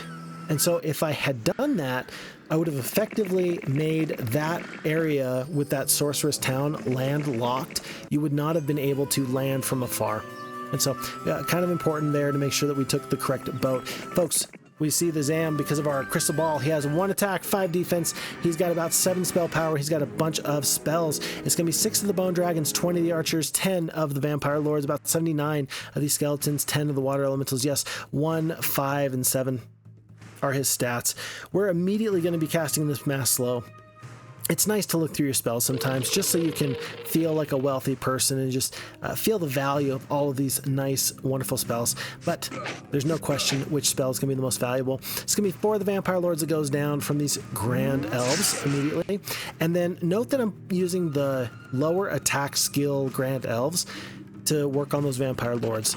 The defense of the Bone Dragons is going to be higher than the Vampire Lords, and so therefore you might as well use your double shot against lower tier but quality troops. You're going to do just about 30 points more damage if you attack the vampires over the Bone Dragons, and so that was my ultimate decision there. The amount of fire elementals we're getting is not too big. I'm not too worried about it. I'm considering if I try and get rid of a huge stack of these archers. I know I can't kill 1 full stack because the damage from the meteor shower is just not high enough. Even with the lightning bolt, 150 points of damage, that's only going to kill 15 of those archers. And so I'm trying to just figure out how can I kill 1 full stack, and I don't have a great way of doing that. And so for now, I sit, I wait, and I know that my Phoenix Oh, there we go. The Phoenixes are currently slowed. I'm wondering, do I want to get them into the fight? And if so, how do I do it? The unicorns are going to stay put, and I still have my spell. I say to myself, well, do I do it? Do I counteract? Oh, do I counteract it? I do. Let's get tons of damage off on these bone dragons. We kill 3. Yeah, and so whatever damage we're going to accept from this point on, we're going to be fairly effective. I wish I'd actually used the sprites to kill the archers there, because I knew I wasn't going to be able to kill the one full bone dragon. There just wasn't a chance, and therefore I knew that he was going to attack the phoenixes and die to that retaliation. Just as soon as I clicked, I realized, no, that's close, but not quite accurate. This is not the most correct thing I could have done with my turn there. Archers goes down, and from here on out, our speed is going to be pretty valuable. 56 of these sprites. They can clean up somebody if I can just kill one of these stacks. I do the meteor shower. It costs us many spell points. And that's going to get us out of this fight. 3 of the Grand Elves, 24 of the sprites goes down. We pick up the Snake Ring, Fire Cloak, and we are on our way with the Advanced Luck. Do note that we still have more than half of our spell points. We've almost got a full bar. Call it about 60 spell points left. But again, 60 spell points left. Really pretty glad that we got that +5 knowledge from the Foremost Scroll of Knowledge. 2 blue heroes right there, and then Red's castle for the barbarians are not too far away. It looks like blue is going to make a beeline back for their starting necromancy castle. That indicates to me that they must not have a castle. Blue must be truly desperate, and so I'm going to do my best to liberate them from their fears and just stop their worrying. Let me just put that to rest, my dear friends. Let me soothe your fears that you're not going to have a castle for too much longer. Yeah, trust me, you're not going to have a castle for too much longer. I see Ruby, I see Dawn. I know I can destroy both. That shouldn't be a problem. I'm going to use the forces on this hero with Ranlu right there. I think that he can just swap out all the artifacts. I think he can swap out all the forces, and he'll be able to clean up Ruby. Even though I can't reach all the way with my main hero here, that's okay. What are good secondary heroes for, if not to do such damage in that way? Once again, are we going to blank these enemies before they even get a chance to go? Oh yeah, that feels pretty good. Glorious victory. Enemy does not get the chance to run. We pick up the expert archery, and unlike in the previous playthrough, 27 of the Grand Elves and more than 16 of these Greater Druids, up to 18 of the Greater Druids, our archery is actually doing a healthy bit of damage for us. I'm really happy for that. I'm really good for that. So instant swap there, swap back. Our main army is still on our primary hero of Ariel. She's done her job. There's 1 blue hero trying again to get into that castle, and then there is the red barbarian castle that is our next big play. Folks, we've got War Trolls. It's going to be multiple stacks of 6 to 5. 2 stacks of 6, 3 stacks of 5. We've got 1 stack of 2 genies, 3 single stacks of genies, and then the 29 nomads are in the rear. We just have to slow down these trolls as much as possible. And we saw from the auto battler or the auto combat that we could take some pretty heavy losses here. Let's try and avoid that as best as possible. We do cast Bless onto our biggest stack of the genies. They're doing a healthy amount of damage. And note that I'm trying to leave the big gap between the 6 and the, 6 and the 4. Yeah, 6 and the 4 trolls here, so that the nomads can do an absolute beating with the damage. They kill 4 trolls. I've already lost at least 1 genie off that big stack of 2. And now with this other stack being with 2 HP left, I'm going to back them off. I will lose any amount of nomads in order to save these genies. 31 and 32 hit points respectively on these bottom genies remaining. The question is will we be in danger of losing 1 more genie? We are. There's 8 hit points left on the other stack. Nomads will take 1 more step down. I've got 41 HP on the top blessed stack of genies. The second one's going to be obligated to run. I get confused which one is which. And so I step back for the one that was already way back there. And then with this other one, you're in a good spot. Just do your best. Just do your best. I believe in you, Mr. Genie. Question for you, did genies get cooler when they went from Heroes 2 to Heroes 3? Or was it a downgrade? Or was it just simply neutral? Was it a lateral transfer, as it were? You have to pay 2,000 gold to get the Purse of Gold. I say to myself, look, I'm going to make that back in 4 days. That's not going to be a problem. Costly, sure, in the short term, but the possibility of getting more gold is very, very high. It's not even really a risk at this point. you just assume that you're going to make your gold back with interest very, very quickly. I say that, but we're going to find out that that might not always be the case. Sometimes you bet on the wrong horse, as it were. I saw an article the other day that there once was in New York City a elderly woman of the age of 90, and she lived to be 122. But at the age of 90, a lawyer came to her and said, "Ma'am, I will pay your monthly rent for you until you pass away if I can then have your apartment." Well, you can imagine his shock and surprise when she, being 90 years old, lived for another, oh, I don't know, what is that, 32 years? Yeah, basically she outlived him, and he paid over $180,000 in rent for an apartment he didn't ever get to live in. But if you gamble, those are sometimes the losses that you get, and you just have to be smart about it and just know that, hey, not always are you going to get what you were looking for or hoping for. That's why it's called gambling. Really, that's why it's called gambling. The one fireball is going to make sure that we don't lose any amount of these greater druids. I don't think that 4 halflings, 2 and 2, are going to cause any amount of damage to these greater druids. They're just not going to be bothered. Yep, can't be bothered. I do lose the 3 sprites because they were just simply there to sit on those halflings, make sure they didn't get full damage off. But after that, mission was accomplished. Nothing else to do. Ranlu is picking up. He's already picked up the +2 wood from the sawmill, the +1 crystal, the +2 ore. He just picked up the sulfur there as well. So more than just our own biomes worth of mines, and we now have some additional mines to our name. We see a red necromancer go on into the red castle that is 1 screen away from our blue necromancy castle that we've taken on the beachhead. It is also alongside of the beach, but what to expect out of this hero? We know that red has been the toughest player historically to deal with, and all of a sudden we right click on Zam and we see that he's got several titans. Okay, this might be one of our major first sort of tests. We've got 75 spell points left on our main hero here, but I'm really worried that this is going to be a big fight. I'm really worried that this might come down to a major spell fight, and I don't have any way of counteracting that. I do see that it is Atlas as the main hero for red. Zam is not that guy, but still, if Zam has 100 spell points and he's able to outlast me, then I'm going to be really, really sad. I'm going to practice a lot of caution here. I'm actually going to go back to the magic well that's right by the blue necromancer's castle. Well, it's not blue anymore. It's now orange because, you know, I took it. But I'm going to get full spell points before I consider fighting that fight. I just want to be as safe as I possibly can. Losing a major amount of forces at this point would derail our hopes at making a real splash in this area. I figured to myself at this point, if I could take out blue and red, I think that I'll be in the position where by eating 2 other factions, I should have the long game formula that will lead to success. There's never any guarantee with that, but if you can take the resources from 2 other factions, including the weekly growth and the mines and the means that they have to make troops, yeah, then you're in a good spot to win unless somebody else gets a similar start to you. So I'm really hoping I can do this right. Let's not be hasty.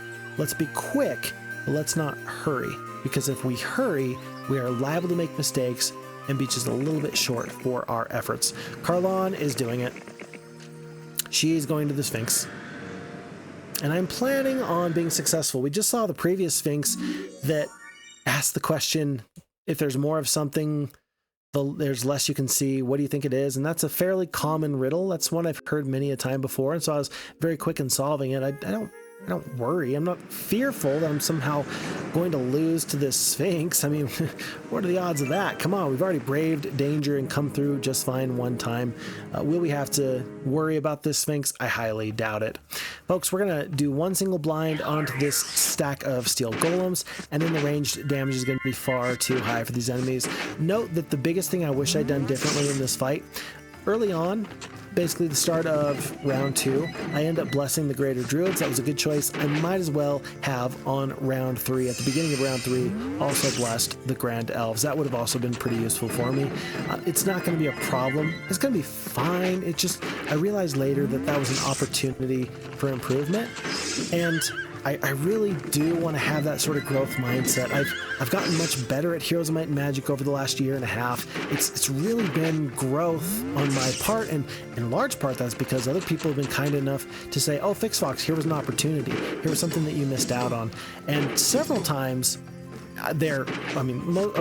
pretty much every single time. I can't think of a single time, actually, that people have been incorrect and given me the wrong advice. People have always been on point. The Heroes of Might and Magic community has been doing this for a long time. There's a very tried and true method and formula in order to be successful, right? And so people are correct in their feedback. My hope is that rather than need someone else to give me the feedback, I hope that I can recognize opportunities that I can improve on without needing to rely on somebody else. That's the goal. That's the goal. There's nothing wrong with relying on somebody else to help you see your shortcomings, but as much as possible, I like to recognize, oops, there was a mistake. There was something that I can maybe do a little bit better in the near future. Folks, the steel golems are down to 5. We've already killed their iron golem friends. This wasn't really a fight. It was more of a training exercise. A couple of dwarfs goes down. We pick up the advanced archery, which is really nice for Gem. Gem is turning into an okay hero, level 4, level 5. Yeah, she's doing okay. She's officially our second in command, and she is really causing havoc on the high seas. We do see that Shrine of the Second Circle, that was a cold ray, but we've already got that from the Necromancer Castle. Might be worthwhile for some of our other sorceress friends to go out of their way to land on this continent, though, and pick up some of those other nice 5th level spells. Purple, still being active.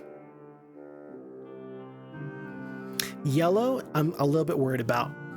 We know that red has Titans. That's already happened. I can't stop it. It's already happened.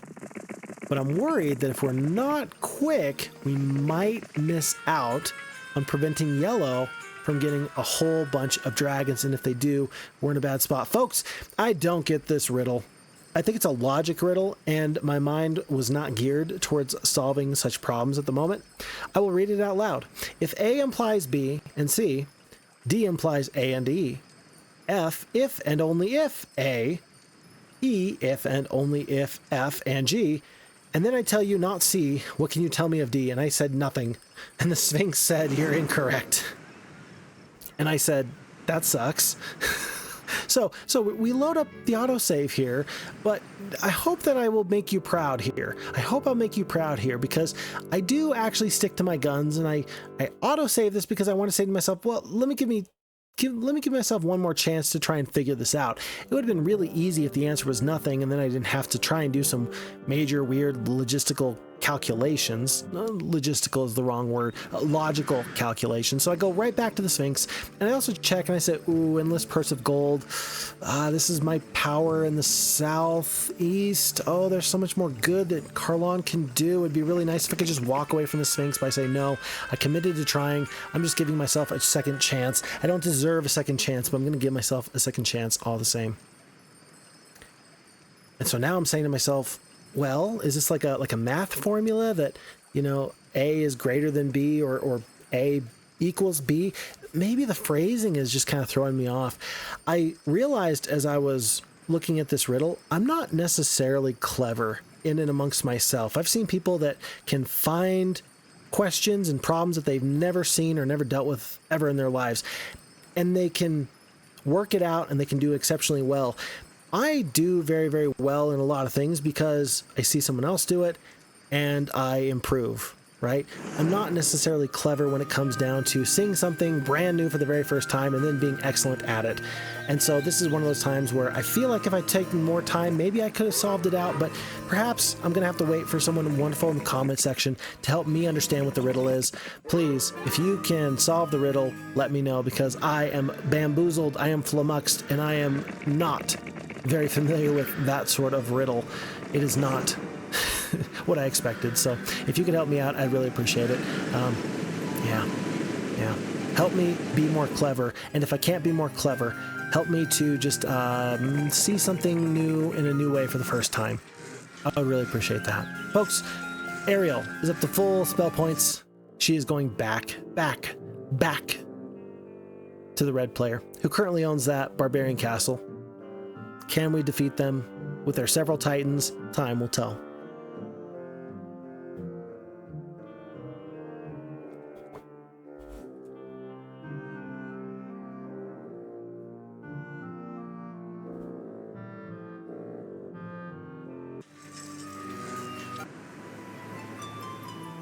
Troyan's coming up. She's only got up to a few of the paladins, or rather crusaders. I'm not particularly worried about her.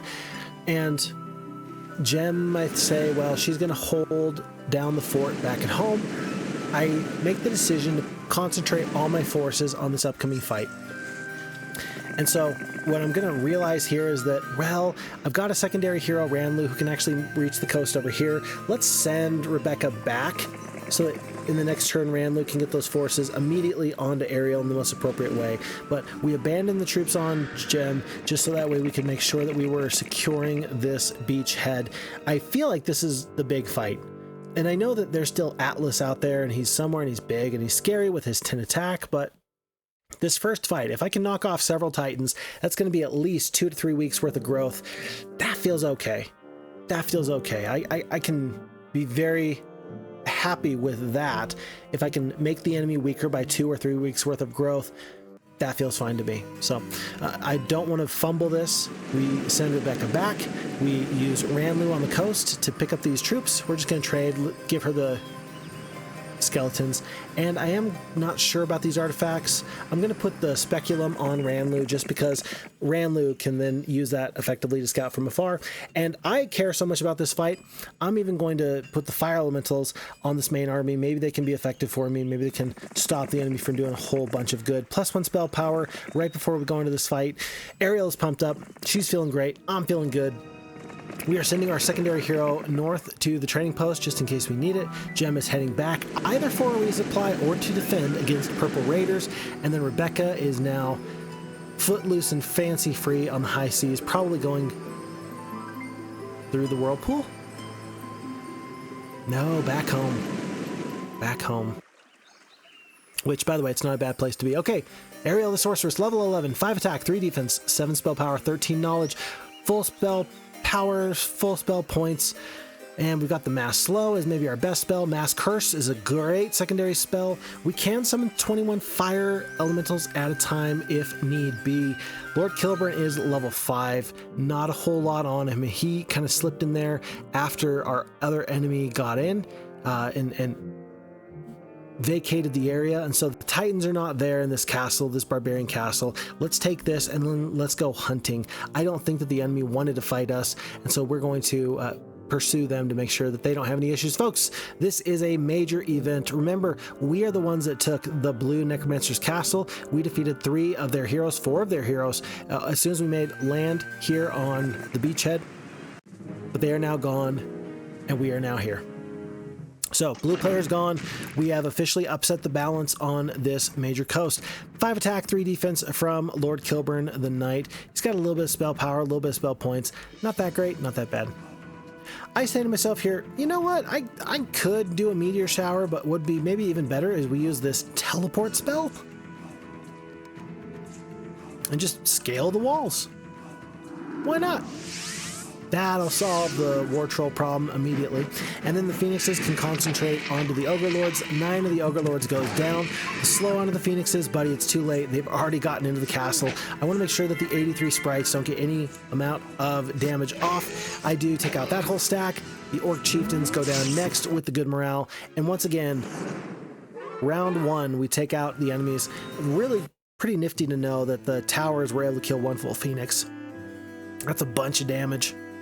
Yeah, that's a bunch of damage. So, Defender's bonus is absolutely a real thing. Gotta be a little bit concerned about that. We do see a Hut of the Magi not too far away. I'm gonna want to grab that. I forgot at this point. I wasn't sure what we would see with that. We're gonna find that it's not incredibly consequential for us at the moment. Not because it's not gonna show us a nice place that we would like to have, but it's not gonna be the most important thing for us. This sign just told us that we have the northern castle and then 2 southern castles to contend with. It looks like there's more or less 3 main roads. There's this lower road that'll lead into the dirt area to our immediate south from our blue Necromancer castle position.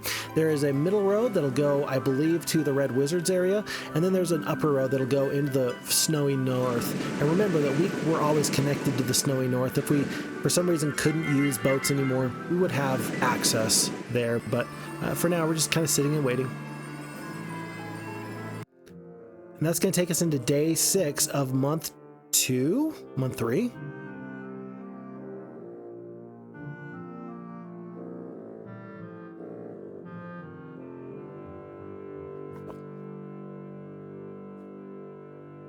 And we do lose Rebecca. So thankfully, because our 4-speed skeletons are the same speed as these rangers, we're going to get to go before they get the chance to go. We're going to save the Metal of Distinction, the ever-pouring vial of Mercury. We're going to cast 1 spell, and we're going to bid this enemy hero adieu. Troyan the Sorceress, 5 attack, 3 defense, 8 spell power, and 15 knowledge. That's actually a pretty good hero, and they are knocking at the door. But they land. They made a critical error. They landed rather than trying to land and take my main castle. It's day 6. At this point, they have to take 1 full day to get back into the boat and then land right in front of my doorstep. I don't know if they'd seen my main castle or not, but stopping for a little bit of gold was absolutely not the play there for them, and I'm pretty happy for that. By the way, it is month 3, week 1, day 6, so as far as I'm concerned, we are ahead on schedule. Let's make sure to remind ourselves to purchase Rebecca. She's level 5, and as good of a hero as she is, she's actually not the better hero here. Remember, Gem is very battle tested. Gem is a couple of levels up, and we're going to use Gem to defend this area. Yeah, I just like Gem better for this sort of fight. 0 attack, 2 defense, 7 spell power, 6 knowledge. Versus the 3 spell power and the 7 knowledge. Yeah, I'd rather have spell power in a fight that I'm trying to defend a little bit on. So Rebecca's going to flee to the north, make sure that she can pick up the gems and some other free stuff, and just stay alive. No need to lose 2,500 gold for that hero any more than I have to. We've got 3 heroes there just sort of sitting and waiting. Ranlu is waiting on the main continent. He's not sure where to go and what to do. He's already picked up all the free mines. There's no loose resources remaining, and I don't feel comfortable scouting with him just yet, although I'm thinking to myself, I should probably get him going somewhere along the main road. There are plenty of Necromancer troops that are soon to come. I might as well do that fairly quickly. Folks, Vesper has some amount out of the Titans. This is going to be a glorious victory, but I don't want to lose 2 Phoenixes. This is not supposed to be the hero that's going to be particularly tough. I need to not just sort of win this fight, I need to really obliterate the enemy in this fight. 6 Titans. If I can remove 6 Titans, I'm going to be feeling awesome. We're going to use the Phoenixes. We're going to blank those Archmagi. We're going to get the good morale. That's going to help us then go straight for the Steel Golems. You might as well. We do. The enemy decides to blind the Phoenixes. That's an excellent use of their time. We are now officially behind when it comes down to trying to deal with the blinds. We're always going to have to be 1 step behind for either a cure or a dispel, making that blind work. And we're going to find out, actually, I think in this fight, I think that we're going to find out that the blind lock is a little bit tough to deal with. Maybe not this fight. Maybe it's actually the next fight. I might be ruining it just a little bit. But knowing I want to keep the Phoenixes alive, I actually let the fire elementals take all of this damage. There's only 2 Titans left. I'm trying to figure out if I can prevent the enemy from running. I ultimately realize I don't think I can, and because there's only 1 Titan left, the enemy has just simply opted not to run. That seems like a decision that he didn't make a business decision there. Sometimes you got to make the business decision. They use that terminology when it comes to basketball. Right now the NBA playoffs are going on, and it's a business decision to decide not to get dunked on, and so you just kind of get out of the way and let the guy get the free dunk. You don't have to be postered. Nobody needs to see you on a Sprite commercial getting some guy just with power and aggression just overwhelming you. Yeah, sometimes it's a business decision to get out of the way, just give them the free 2 points. It's fine. We'll come back another day. Vesper should have made a business decision there and just run away just for the heck of it, but he decided not to. He decided to let his forces all die for king and country, which seems actually like a, first off, a bit superfluous, but also, second of all, just a little bit selfish of him. For what? For his pride? Come on, tough to say. I think that there was actually, in the beta version of Heroes of Might and Magic 2, I think that there was actually going to be a mechanic where if your heroes ran too much, or they retreated, or they surrendered too much, that your forces would get something of a permanent debuff. I think that that was originally in the alpha or beta version of the game. I've seen some interviews and some basic, like really basic sort of manual type items. I think like Game Informer from Germany's publishment. So it's possible that Vesper was just trying to make sure that he didn't end up with that permanent debuff for running too many times. I don't think it would have been that big of a deal. I think he should just run, but what do I know? +5 on the gems there. still picking up Mercury, and even though we've got over 150 units of wood, over 150 units of ore, I'm actually still picking up every little bit that I can in this map. This map still feels like it's very, very young to me here in month 3, week 2, day 1. It feels like I don't have this map under any amount of control. We do know that there's still so many Titans out there. We know that Troyan is knocking on the door of our main Sorceress Castle. However, we have seen that it's now day 1. She has waited far too long. Jem is a capable hero, and with only several amounts of troops and the few of the paladins, I say to myself, look, I think I can defend this. I'm not going to go out of my way to attack. I'm not too sure. With Troyan having all that spell power and all of that knowledge, I don't know if she's going to do some sort of shock and awe tactic where she's going to beat me. So I'm going to stay in the castle. I'm not going to go out and attack her. I'm going to give her the opportunity to attack me first. However, worth noting that if and when she turns around and gets back into the boat, I'm going to be a little bit more excitable than I usually am. I'm going to see that. I'm going to take courage and I'm going to attack her. But for now, we're going to hopefully play some defense, but I'm going to recognize that it's not going to be too long before I have to figure out, is she baiting me into attacking her, or does she really think that she is weaker than I am? Tough to say. Whenever there's spell points involved and magic is so broken, you never know. You never know.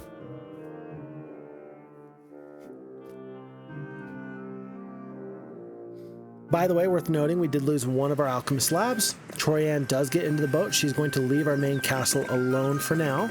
We are scouting with Ariel into this kind of northern area. I mentioned the 3 roads, the low, middle, and high road. We are currently taking the high road because we're trying to actually track down that Zam, the Necromancer hero. I want to defeat those 6 Titans before they go on to Atlas. And here's the decision. Do I attack with Gem? I do. It says it's a glorious victory, but I do lose all of the Phoenixes. It looks like it's going to be down to basically the Battle Dwarves. 76 spell points left on this pretty tough hero. The attack and the defense is it's kind of meh. It's kind of meh all the way around. What's the best spell for me? I cast the Fireball. That does kill one of the Crusaders. It kills 1 full stack of the Rangers. Aha! And there I see. It's the Cold Ray. That's going to kill 5 of the Greater Druids. Instantly, I see my issue there. I gotta finish the fight as soon as I possibly can, but by keeping the Phoenixes back, the enemies are now in this really nice kind of double hex position, and they've already seen the Fireball come on out. I don't know why you would want to group up if you know that a Fireball is coming your way, but they do know it, and it is. And I make no apologies for it. There's still the way that we can get this double hex attack off. We kill all those creatures, and with the good morale, the enemy is not going to get to run. It's going to cost us the 5 Greater Druids and the 4 Unicorns. Ice Cloak. A couple things. Ice Cloak, Hypnotize, Pendant of Life, or Death. I can't ever remember which one it is. And maybe more importantly, the Superior Scroll of Knowledge. So we have the Foremost Scroll of Knowledge on our main hero. With the +5 knowledge, we now have the Superior Scroll with a +4 knowledge. Not too bad. Still not seeing the main hero. I'm sending some forces kind of to the northern area. We do still have Ruby, who is following up, trying to grab whatever free things she can. Note that Ruby was a hero that was purples, and we defeated her.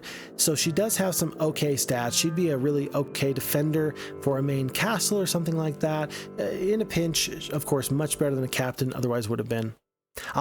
There's the red player. There's the red Necromancer that we were trying to track down earlier. It looks like they are in that area near the observation tower. It looks like they don't really have an exit point. They're going to have to go the long way in order to get away from us, and they're basically backed into a corner. So we're going to go track them down in just one moment. Rebecca, again, heading kind of northernly. 8 more fire elementals. And then I say to myself, does Jem want to get back to the boat or not? I don't really know, but I do know for sure that Astra does not need to stay where she's at anymore. She can head north as quickly as she can. And I see lots of Crusaders guarding an obelisk. I see them guarding the Nomad's boots. But I say to myself, well, even with these 6 bone dragons, I would want to really keep Zam alive and doing the best things possible. So he's going to ignore those opportunities. He's going to head up the road, see what he can find. The sign says entering the northern mountains, and there is Zam, and I realize, aha, there's a red tent. I got to go in this direction anyway. And then I will pick him up in just one day. Jem, what are you going to do? Are you going to stay in the castle? Are you going to go? I think that at this point, with Gem, I was saying to myself, let's wait for 1 more week's worth of growth, and then we'll hop in the boat. In fact, I think I'm going to have my other hero be ready to transfer those troops so that Gem doesn't have to get, doesn't have to wait until day 1. I think that by day 7, she's going to hop into the boat so somebody else can transfer those troops to her. Luna has landed. But we do have a week's worth of barbarian forces here in this castle. She's landed right outside. It's going to be Dimitri. He's a level 3 knight. He's got a couple of things for him, and maybe most importantly, he's got a spell book, so he should be able to win this fight easily, no problems, easy peasy, lemon squeezy. Come on, Dimitri, you got this. Not a problem. You got a lightning bolt, cold ray, steel skin, no issues. Whoa! It's 24 of the fire elementals that Luna has. Never mind. 2 spell power, 7 knowledge. She is going to cast a lot of spells. We only do 25 points of damage with our lightning bolt, and that's not really going to help us here. They cast the slow on the Cyclopes. I say, that's a little bit scary. I immediately slow the fire elementals. I kind of regret that decision. It makes them a little bit slower for this 1 round, but with only 1 spell power, Dimitri is not really going to benefit from having them be slowed down just a little bit. He'd be best, I don't know, I think he'd be best with a couple of other different spells. We're going to see one of the most cost-effective spells that a knight can use. Remember, knowing that he's got the 1 spell power, any spell is going to expire pretty quickly unless you have a spell that's going to last for the rest of combat. What spell would that be, I ask you? Come on, Fix Fox, you'll get there. What spell lasts forever? There you go. We're going to Disrupting Ray him and reduce his defense by 3. That'll do. And then I say to myself, okay, let's just... You suck. Okay, so Elemental Storm just came out, and it did 450 points of damage. It killed all of the single stacks of halflings, so that's good, but there's still 20 fire elementals to go, and I had to actually double check. I was like, wait a second, do fire elementals not take damage from Elemental Storm? They do. She decided to fire elemental her big stack, saying that she would still find a way to kill me anyway, which is a slap in the face if I've ever heard one. Now I'm trying to decide with the ogres. I'm like, well, do I try to get the damage off, or do I try and stay alive? I ultimately attack. I have to wait 1 more turn. I'm going to Disrupting Ray 1 more time because there's no better spell. She's got 52 spell points left. There is nothing I can do to stop her from elemental storming me until this fight is over. But I do want to keep the wolves there because it'll give the trolls a little bit more protection. I go from 4 of the Cyclops down to 3, and then when attacked by those fire elementals, I do lose another 2. But we're still doing oodles of damage. These fire elementals have 1 defense. Yep, that's right, folks. Count it. 1 defense. And so we're doing lots of bonus damage to them. I just don't have any spell points, and I know what's coming next. I know it's going to be an elemental storm, and so I say to myself, I don't think I can do it. I don't think I have enough forces. 10 more of these fire elementals. Can I kill this enemy? I just don't think I can. I just don't think I can. I do stone skin the Cyclops, so that way they can maybe survive for just a little bit longer. It's going to go from 2 Cyclops down to 1. There's 2 of these War Trolls alive, but they're going to do half damage because they're in melee range. 2 hit points left. There's 1 more fire elemental that goes down. And then, just to add insult to injury, another elemental storm. And then I hatch a plan here, folks. I say, okay, there's 4 fire elementals, 6 hit points. Maybe I can get away? Oh, and then I can... Oh. Never mind. But, are we gonna let that stand? Heck no. We're gonna trade gold, we're gonna get another hero, and we're gonna kill you. Jojosh the Barbarian, 4 attack, level 4. He's even got some extra troops here, sure, why not? He's got a lightning bolt, cold ray.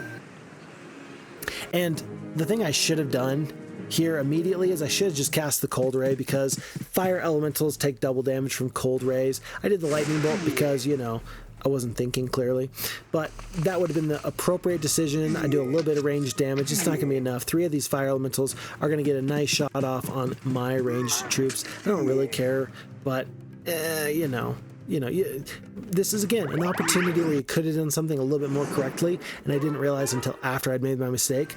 I would like to fix my mistakes in real time before I actually make them. It's kind of like when you're playing chess, and as soon as you let go of the piece, you realize that you just left your queen hanging. you know, and your queen's about to be lost for free and for nothing, and you wish you'd done something different. Like, you realize the second it's too late that was an error, and if you just slowed it down a tiny bit, you might have avoided disaster. I do feel like that more often than I'd like to admit here in Heroes of Might and Magic 2. That was kind of one of those times where it wasn't the end of the world. It wasn't a big deal. In the grand scheme of things, it cost us one archer that I didn't care about. Oh well. But still, the principle of the matter is, let's play as correctly as we can, so that way we are building good habits and we are being successful. Folks, it is time. Ariel versus Zam. He is a level 8. He's got 2 attack, 2 defense, 6 spell power, 8 knowledge, and maybe more importantly, 3 titans. Well, mass slow it is. And I'm going to let the Phoenixes go and do some damage here. They're going to kill 1 Titan, 72 damage in retaliation, and I don't really want to waste the damage from these elves. I worry that I could do more with them, but them plus the Creator Druids, they do end up killing another Titan there, so that feels okay to me. 1 Phoenix goes down, the Titans are all gone, no issues there.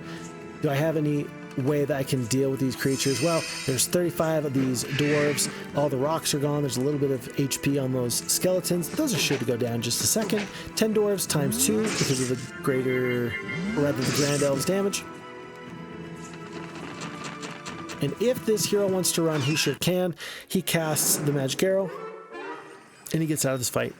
I'm not going to go pick up this gold mine. I have another hero that should be able to pick this up. I want to know what's on the other side of this lith, and I want to know what's to the immediate east of this position for my primary hero. But we're going to get a little bit too much pressure from heroes in the middle road. Again, we are on the northern or the upper road right now, and on the lower road, that is the road that Ranlu is currently walking up. But we are feeling pressure from the middle road, the road that leads straight to the wizards, and so we're going to be obligated to go back. We're going to use another hero to go explore through that area. Aha! There he is, folks! We found him. It's Atlas. Atlas is the man, the myth, the scary, scary legend. No, the scary, scary legend is actually Crag Hack. I think that we all agree the Crag Hack is the quintessential barbarian. Atlas, he's pretty good, but he's no Crag Hack. Yeah, Crag Hack is just the guy, so we're okay with that. Welcome to the Resource Valley. Resource. In case you can't tell, it's not quite spelled correctly. But that shouldn't stop us. We're going to pick up +1 of the sulfur here now. We're going to go around. If you look here, you can't actually go up that road. There's some shrubbery sort of in the way. Mushanki Pet actually mentioned on the FHeroes2 Discord recently in the map making section that that's his favorite thing to do, is to use small shrubbery to give the illusion that you can go through certain parts of the map, but actually make them impassable terrain. And I really like that decision-making process for him. Aha, Gwyneth the Knight, she's back. Remember when I said to remember that we would end up fighting her later? Well, here she is. Oh no, she's got 19 air elementals. I did not notice that she's got 1 big stack of the air elementals. That's not good. Oof, that's not good at all. How do you win this fight? Pro tip, you just kind of don't. I'm sorry, but you just don't. Kind of hate this fight, actually. This is one of those fights where you hate it because you knew better, right? Like, if you just clicked and took the time to observe that you got lots of air elementals, you know that you shouldn't fight this fight, but in your haste to do things quickly, you click too fast, you feel like you're tough in some areas, and then you lose to this hero that's just got 19 air elementals from who knows where. The only thing I really want to do in this fight is take out all the centaurs and then make sure that the sprites get 1 nice hit off on this big stack of the air elementals. And I'm realizing here, I'm like, oh, I'm just gonna like haste the sprites, and then I realize, oh wait, no, they're blinded.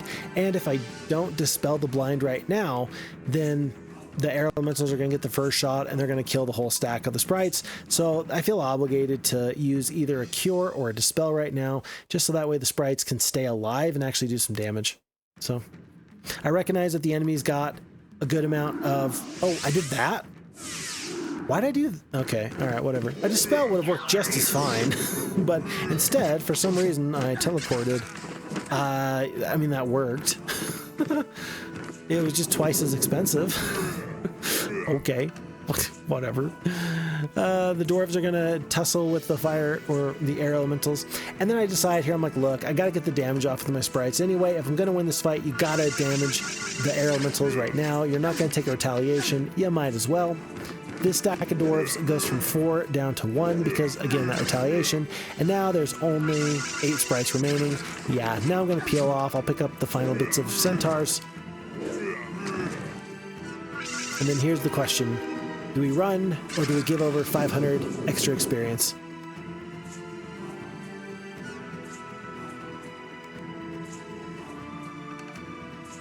No spell points remaining.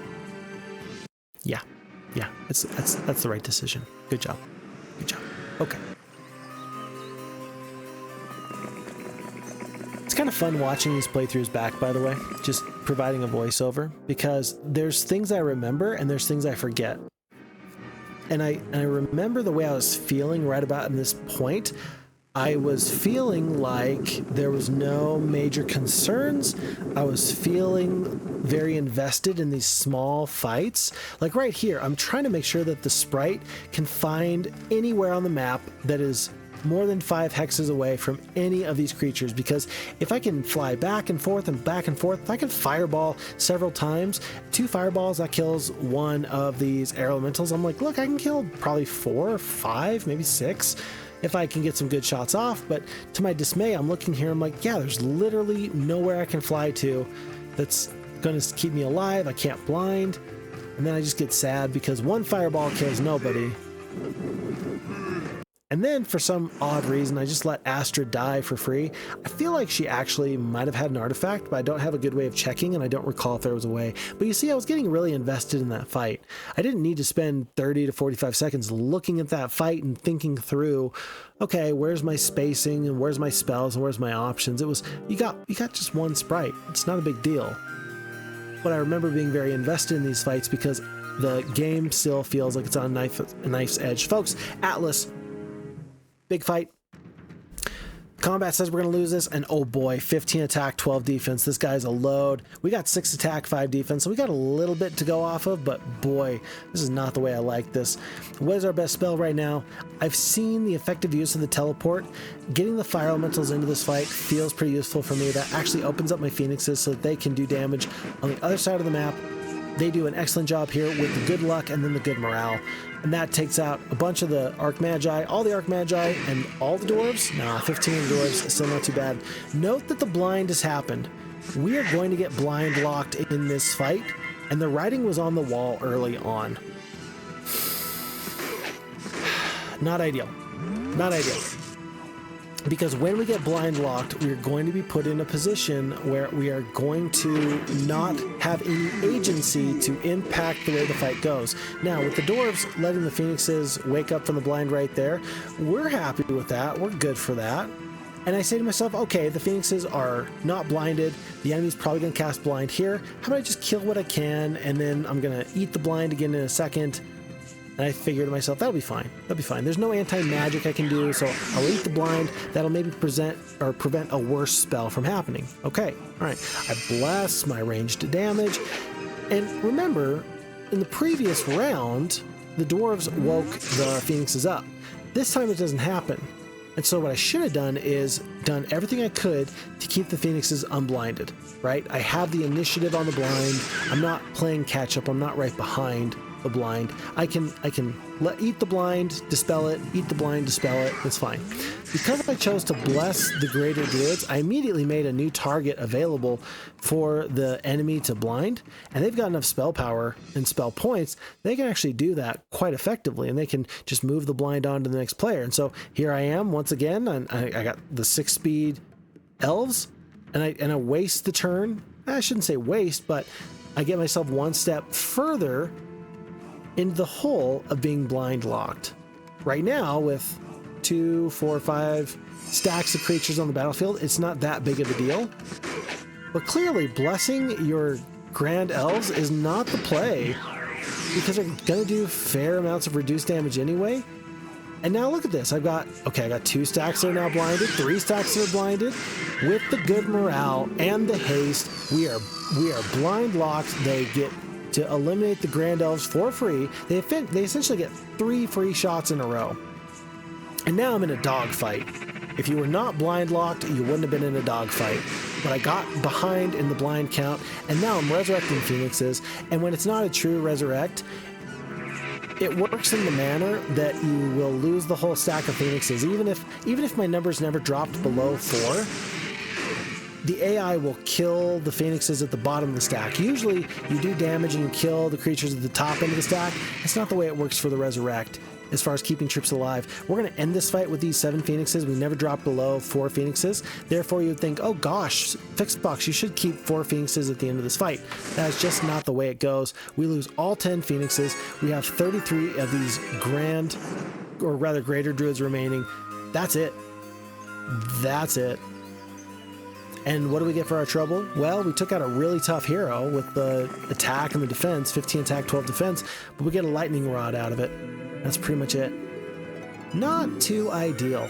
So, the error there, of course, we went from 5 stacks of creatures down to 3 very, very quickly, and we ended up getting blind locked. Again, that led to 3 free shots from the Titans that took out 1 full stack of the Grand Elves, and then it did cause some issues for our Phoenixes. That basically lost us our full stack of Phoenixes. We were at 9 by the end of that fight. If we just stayed ahead of the blinds, we would have been just fine. And we didn't. And we failed. So, definitely a learning opportunity there. And it goes on to show the value of the blind lock. I can't tell you how many times I have been able to defeat a really tough barbarian hero because I was able to turn the tables on them, and they did not have a dispel. They did not have a cure. And therefore, I was able to get ahead of them in the blinds and then just deal with their army one by one by one. That essentially just happened to us there. We just were dismally ineffective with our turns when casting spells. Okay, but no use crying over spilled milk. Hey, you gotta be positive. You gotta continue on, and it's gonna be okay. We just took out Red's toughest hero. If that's not cause for celebration, I don't know what is. That's kind of a big deal. That's a huge issue. For them, call an ambulance, but not for me. So, how do we recuperate from this position? Well, we see green player here. They got some strength to them. I'm going to send Joe Josh up here so he can maybe stay out of the way. Maybe green is going to look right by him and not attack him. Green is on the main snowy road to the north. Remember, that road does lead back to our castle. We got to be a little bit concerned about that. I don't want to pull Ranlu back home to this area of strength because he could be very effective with those 6 bone dragons, and the time it took for him to get out there and the time it would take for him to get back, I feel like it's kind of an investment. Just keep him out there, and we'll try to resupply as best as we can with whatever forces Ariel can muster, and I'll just hope for the best there. That's what my plan is. But what's this? That looks to me like 3 red heroes and 1 green hero, and I don't feel like fighting right now. I've got about 50, 60 spell points remaining on Ariel. That feels a little bit scary. We're going to head all the way back to the Necromancer Castle, and we're going to see what forces we can pull to make sure that there's no problems. I'm going to send Ruby through this lith. She's going to stand on it so that way nobody can follow her. I hit spacebar a couple times, spacebar to re-engage with the liths, so that way I can check to see if it goes to multiple places or if it just goes to the one spot. It does not go to multiple places. It just goes from the northern main continent down to the swampy territory where the purple player resides in the southern regions of the map. So it's kind of interesting that we get a land bridge back to the main action, the main fighting force, and then purple just gets a lith. I feel like they're a little bit better off. Then again, you can step on a lith and prevent somebody from coming through that. You cannot step on a land bridge and just prevent somebody from coming through that way. So, you know, that might be, you might say that the sorceresses are better off because they have unfettered access to the main continent, and I think I would have to be obliged to agree with you on that. A lot of heroes here with lots of movement points but not moving. Gem in the water, waiting for that next resupply. We are close to the new week, and so when she gets that resupply up, it's going to be pretty useful for us. Because some troops are better than no troops. red, red.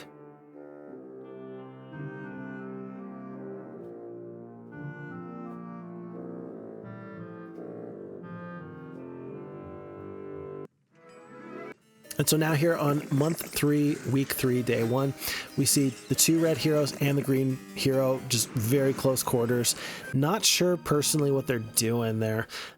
They're not allied, and we're going to see very quickly that they're definitely not allied, and there's no question about that, but I'm not sure why red got so close in this instance. It seems a little bit weird to me.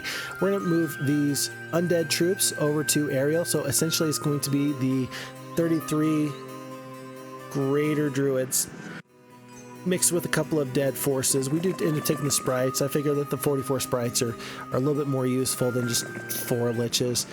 Some disposable flying troops, not too bad. We're going to purchase all these troops, everything we can, and look at this, we're actually out of gold. Thankfully, again, we have over 200 units of ore. We trade a healthy bit of that, a healthy bit of our wood. We purchase everybody else. And right about now, I'm thinking to myself, I should really try and find multiple castles. If I can trade all these resources for gold, but I don't have anything to spend the gold on, that seems like a me problem. That seems like something that I need to fix or I need to change. But the AI is not going to be very sympathetic when I say, well, if only I had this or that. So I'm really thinking about going back to that sorceress castle, or maybe to the wizard town to the immediate north of me. Something so I can start investing this big pile of resources, converting that pile of resources into an actual fighting force, some amount of troops that can be useful for me. I do see, and as I'm thinking about this, Ranlu does see this new dungeon castle, this new warlock castle. It's not too far. I say castle, it's actually a town. You need to upgrade it from a tent into something with walls, but once I do that, I can start maybe working on dragons. And again, resources are not a problem. We got plenty of those.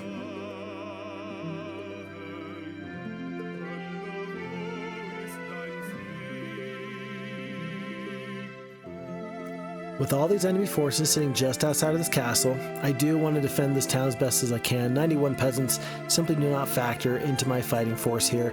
I will upgrade these orcs into orc chieftains so that way I can fit as many of these creatures as possible. And, oh, she's back. Level 4 Astra or level 3 Sandro. I think I checked the spells here on both sides. I say Mass Curse versus... Oh, I didn't even check Sandro. That was an error. I feel like I should have checked the spells there just to make sure that there wasn't some major fight-defining spell that could have been useful if I had just taken Sandro. We'll pick up the level 3 mage guild here. I actually hate this decision because once it turns into a mass curse, I was the only person that had mass curse at this point. And now, if the enemy takes this barbarian castle, I essentially give over mass curse for free. It's a really good spell. It's not as good as mass slow, but it's really good. So I could have kept that a proprietary secret if I just shut up and not purchased a 3rd level mage guild, but I did it, and now I'm sad.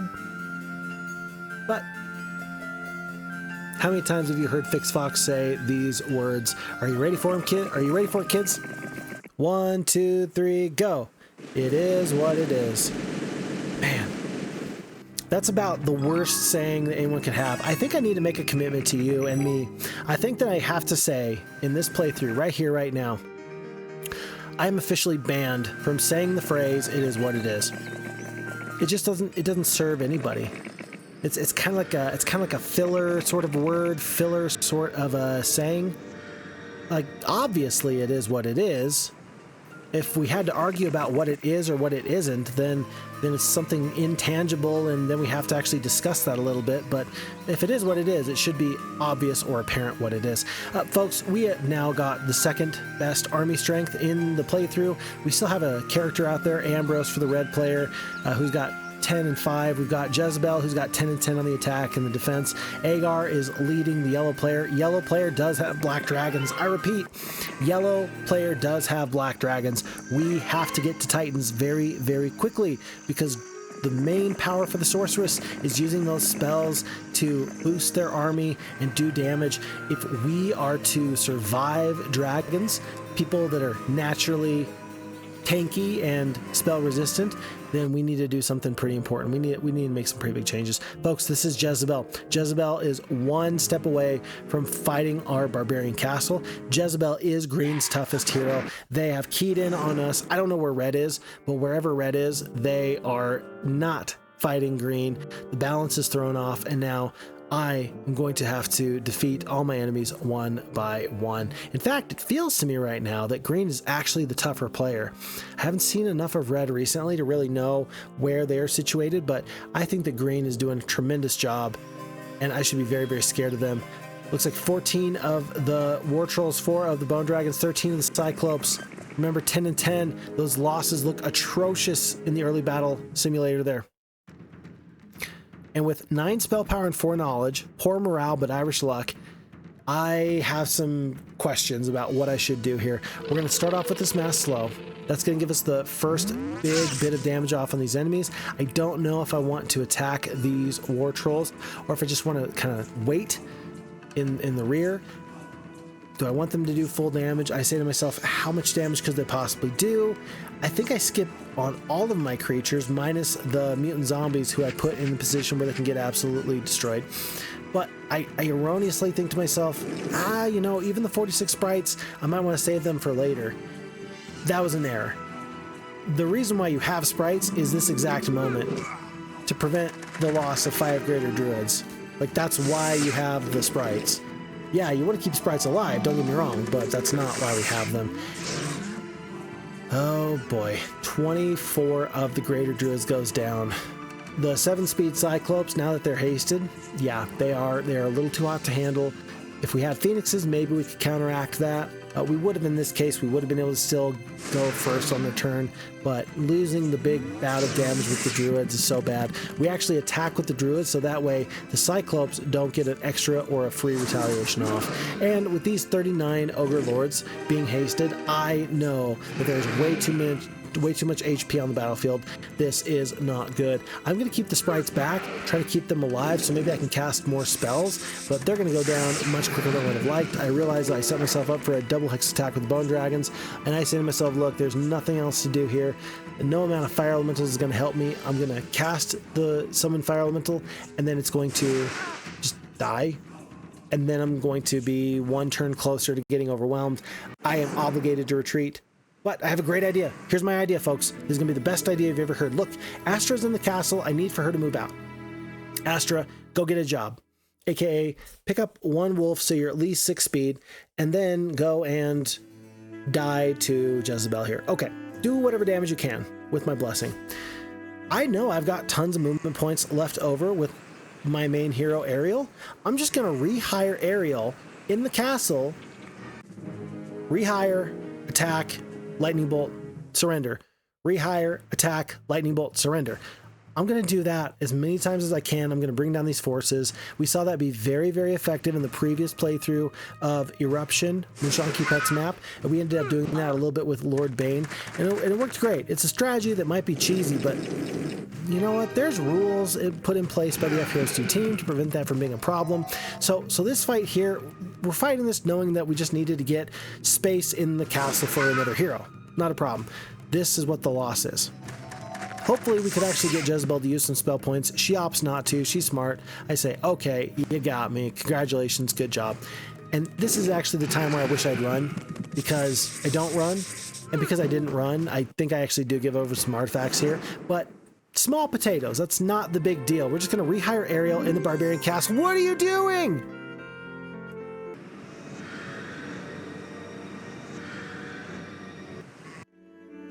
You were supposed to rehire her in the Barbarian Castle.